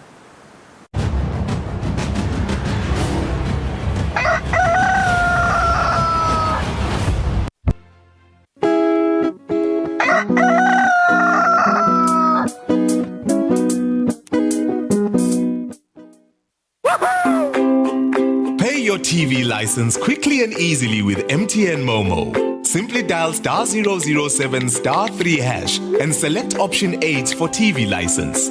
Enter your national ID number as your reference and the amount you wish to pay. Then enter your PIN to confirm your payment.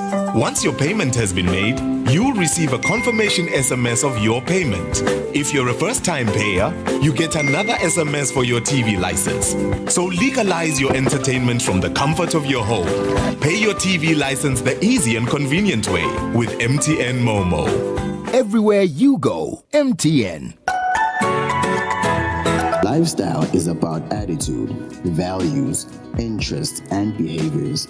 And this is Eswatini Lifestyle, the show that shares stories of incredible people, events, businesses, and tastes that are meant to inspire Emaswati. Be bold, be daring, be unforgettable, be passionate. Freedom lies in being bold. The greatest adventure is what lies ahead. Never lose opportunity of seeing anything beautiful. Eswatini Lifestyle is Eswatini's premium lifestyle magazine show. We aspire. I do the most. Watch local TV on the go with the Eswatini TV app for only 20 emalangeni. Come on. Do the most with Eswatini TV app. Download from Google Play Store or App Store. We're good together. Everywhere you go, MTN.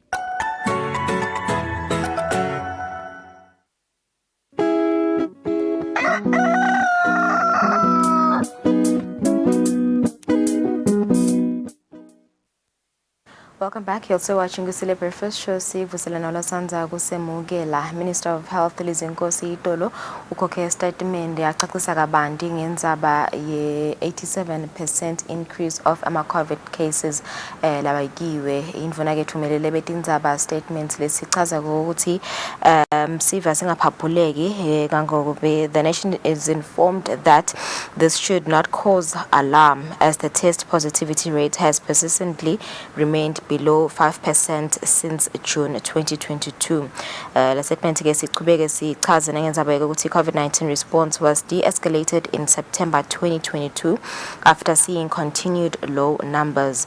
But the ministry would like to highlight that the COVID-19 pandemic is not yet over in the country and around the world.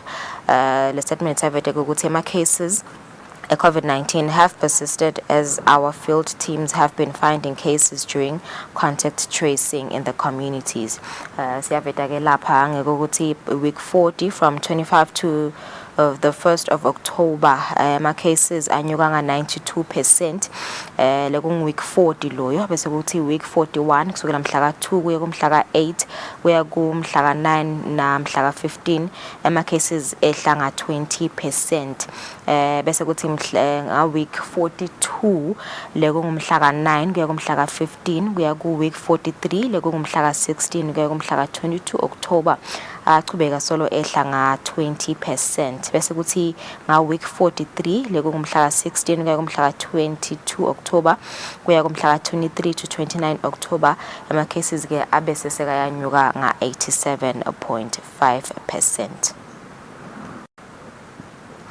Anti-ke sasizilike funa sibuya sidabe sikhulumisana naye umphathi we-Country Coordinating Mechanism Dr. Advocate Dlamini.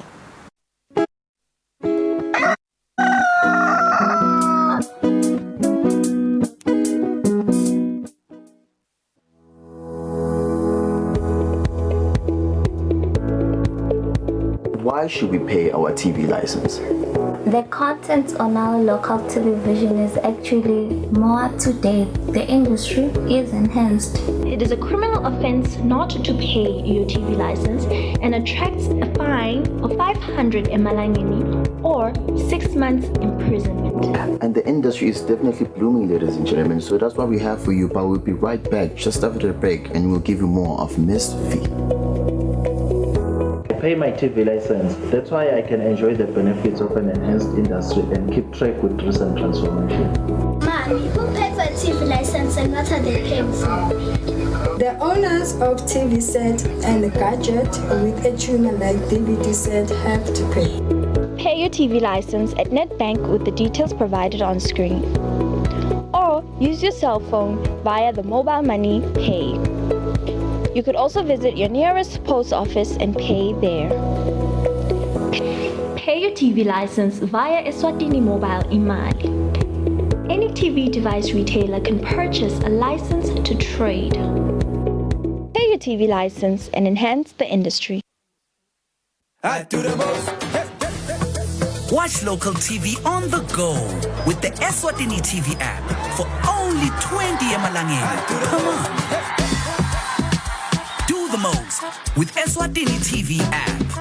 Download from Google Play Store or App Store. We're good together. Everywhere you go, MTN.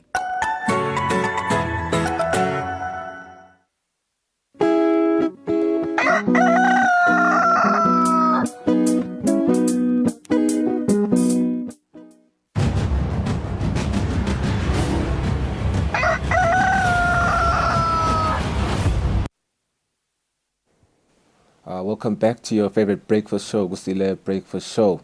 Now, the country coordinating mechanism is a local governing body mandated to mobilize funds from the Global Fund on behalf of the country and utilize those funds to enhance the fight against HIV, tuberculosis, malaria, and to build resilient and sustainable systems for health. The work done by this body has mirrored effective on their courage as Eswatini has surpassed the global HIV and AIDS target of 95, 95, 95 and one of only 20 identified countries by World Health Organization as having the potential to eliminate malaria by 2025. Now, joining me in studio for more on the work done by CCM is Dr. Advocate Dlamini, who is the Executive Secretary of the Country Coordinating Mechanism. Dr. Dlamini, thank you very much indeed for honoring our invite. Good morning. Thank you very much, my brother, and good morning to the Swazi Nation watching KBS this morning. Doctor, at this time of global economic downturn, economists have even confirmed a global recession. Many nations face a crossroads, Doctor, of either cutting back on health expenditures and then, as a result, incurring losses in lives and fundamental capacity for growth. But not so much that reality in Eswatini. We have CCM. Engabenje, can you give us a picture of what you do at CCM that make Thank you very much. First of all, I just want to share and say, through WHO and other organizations like CDC, etc., there is what we call MDGs, which is healthy for all.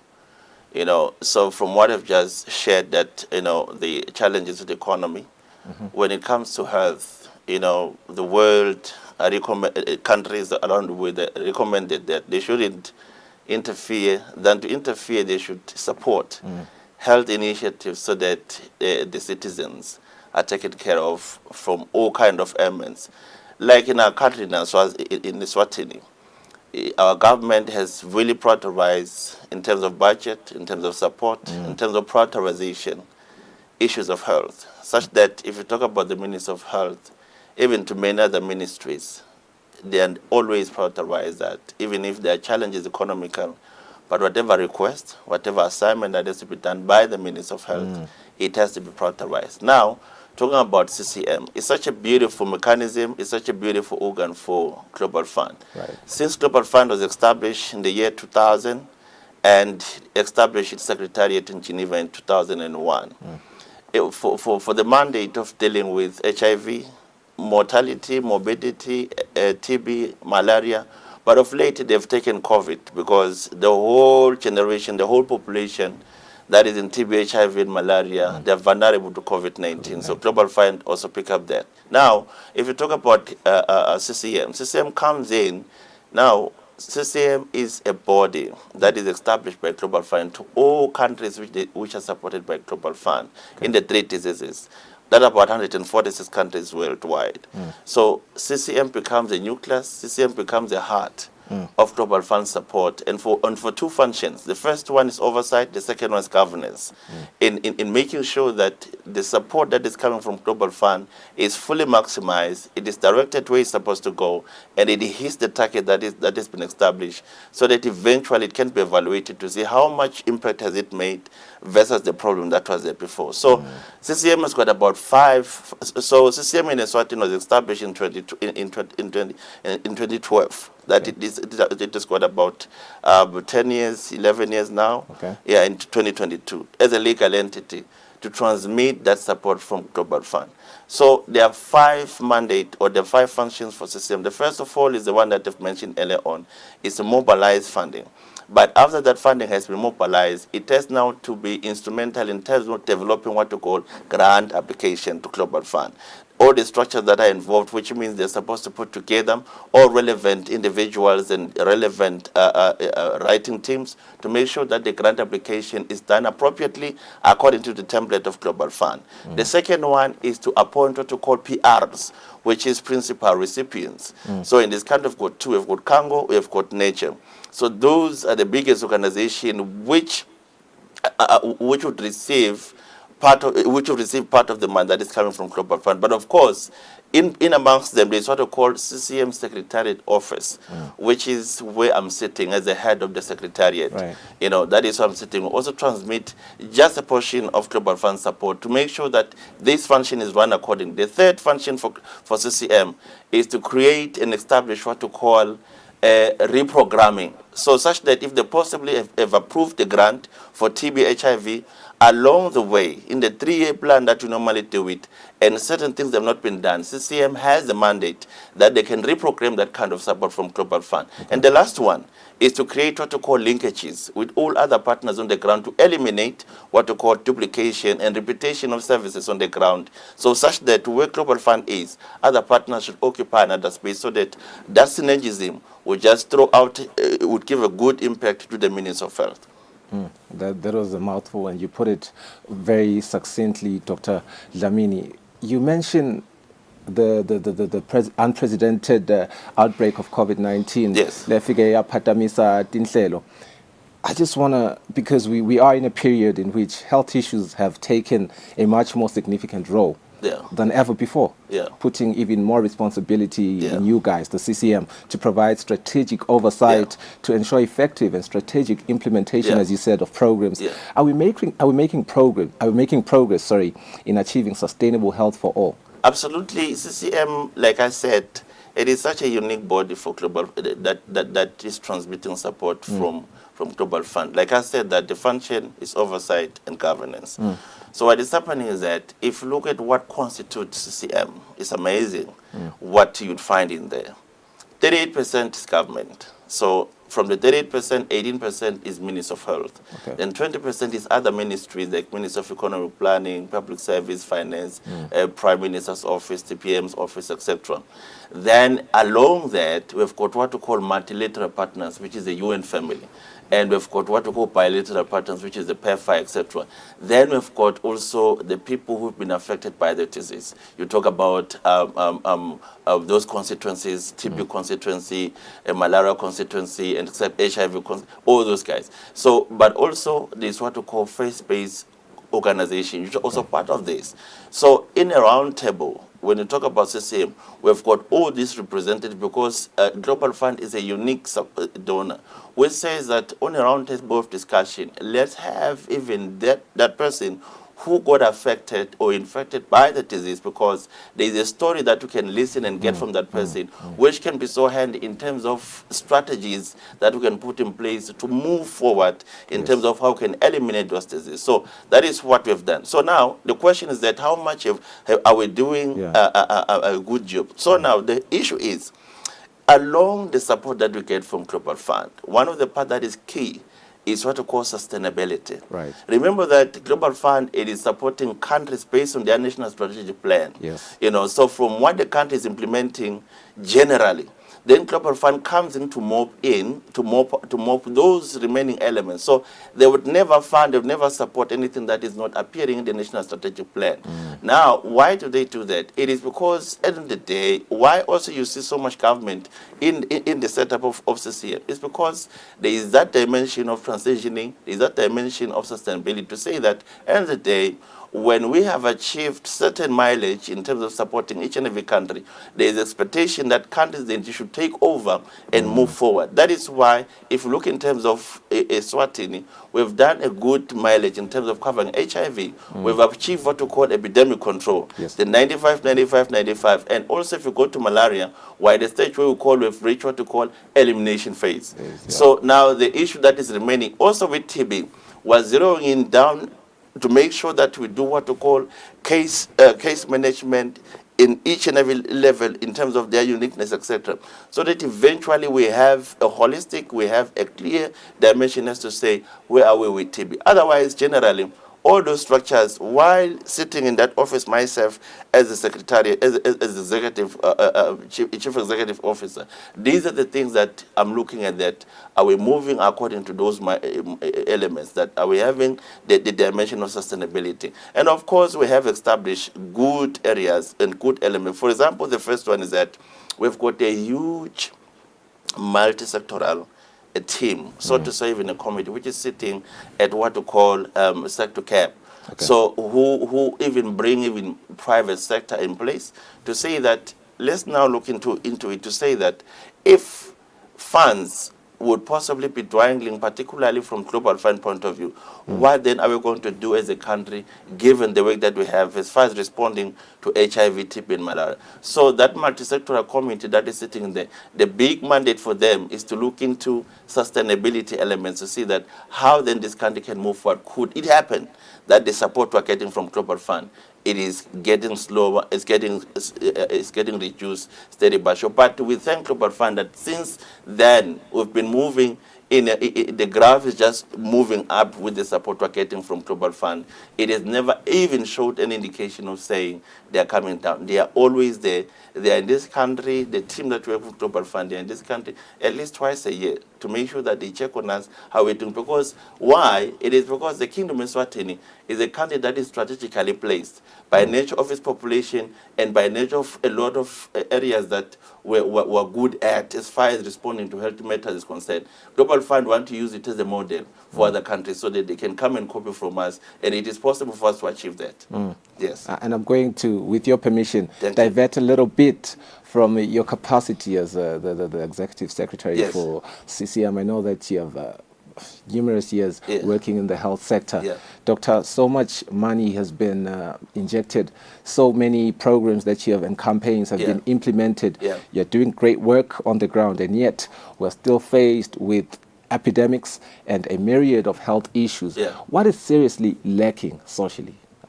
Okay, generally that the pandemics, I will tell you, they are very drastic to many governments, including our the Kingdom of Eswatini, such that they normally come and intercept or even possibly challenge what you've already planned as government, how you're going to move. Because remember that when government plan, particularly for national strategic plans, that area they sit up with every person who's supposed to be part of it, including partners, including us as CCM. So when you plan and there was no COVID, and all of a sudden COVID comes, you know, one, it has a potential to distort and challenge even what you put on the table, even in terms of the resources, you know. So, and also in terms of being a pandemic, like COVID. COVID came, it was so acute, it was killing and taking people's lives. So it is one thing that you could not fold your arms and say, no, we will see. So we had to make a plan quickly. So your question is that, how are we doing as far as that dimension is concerned? And what are the challenges? Of course, challenges will always be many. The first one is that it will be possibly the issue of coordination. You know, coordination sometimes is a challenge, you know, because sometimes you find that you have not done proper assessment to see how much damage it has been made by the pandemic, or it has a potential to make. So that in terms of a coordination, you know who to bring when and how. So one of the challenges is quickly to establish elements of coordination as soon as possible. So if a government, if a person, you don't look at things in that direction, you'll be late. You know, the second part is operational. You always find yourself that you don't have enough human resource. Like it happened to COVID-19 to many countries, including Eswatini. You find that now you need to repurpose the human resource that you have. And even though possibly you may hire and bring new skill, you'll find that you cannot defeat or you cannot even win with only new faces. You know, you need the legends. You need the people who's been on the game for some time. Who you repurpose them. Then you imagine that if you repurpose those people, how part of their zone where they've been, you know, because they're pursuing certain things. So that is one part that, in terms of human resource, you find there's that kind of shifting, repurposing, etc. So that on its own is not good. So the third one, it is resources themselves now. You know, when the pandemic would hit you, you need to understand that it is coming, there's a dimension of you need to adjust your budget. You need to make sure that your budget is in line with what is happening. So usually most of the countries have been struggling around. That is why Global Fund stood up and said that, no, let's come in to support COVID initiatives, to make sure that we support the country so that those gains that we've made through supporting HIV, TB, malaria, we don't lose them.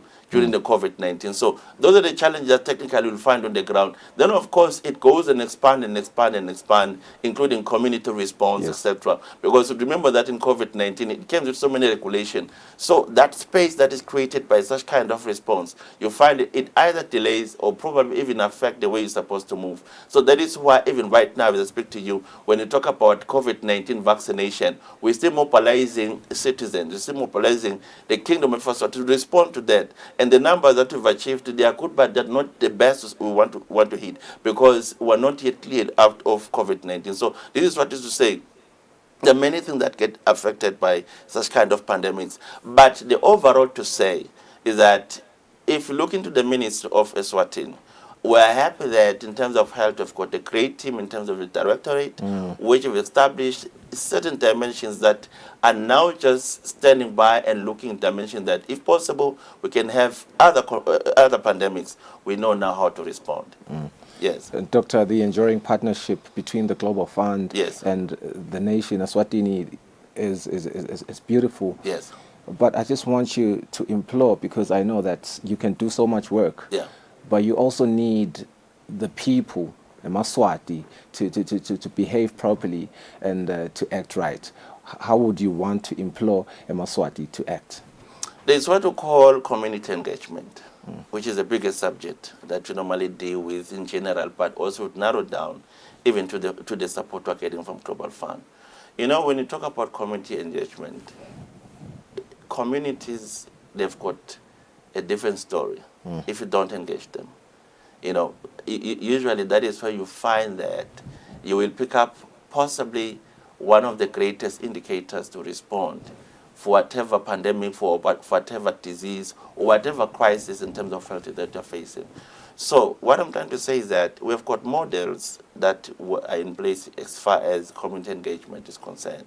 And it is a subject that is applicable even across even other diseases, including NCDs.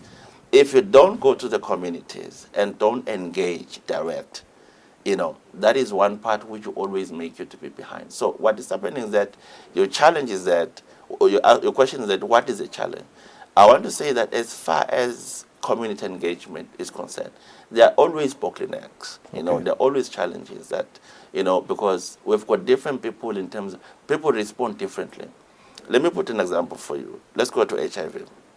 HIV, we've got what we call HTS, which is testing, to test for HIV and so forth. You find that when you do mobilization of people to come and test, they're easy to get people are easy to find, you know, and they're easy to respond. And trust me, you quickly exhaust those people when you finish them. And there are a type of other people which are hard to get, hard to convince, hard to be taken on board. And you find that that is where you normally used to suffer. And those people, they are tricky. They are always have got new tactics to dive and avoid your attempts. You know, you come to HIV testing, you talk to them, they will tell you stories, and they don't respond. And those kind of people, you find that they are always a challenge, because those are the ones that normally add statistics of new infections. Those people who add statistics of people who get the severe episode of infection of HIV and even death. So those are the challenges that we normally used to have across all many other diseases, including HIV, including whatever disease that we have on the ground.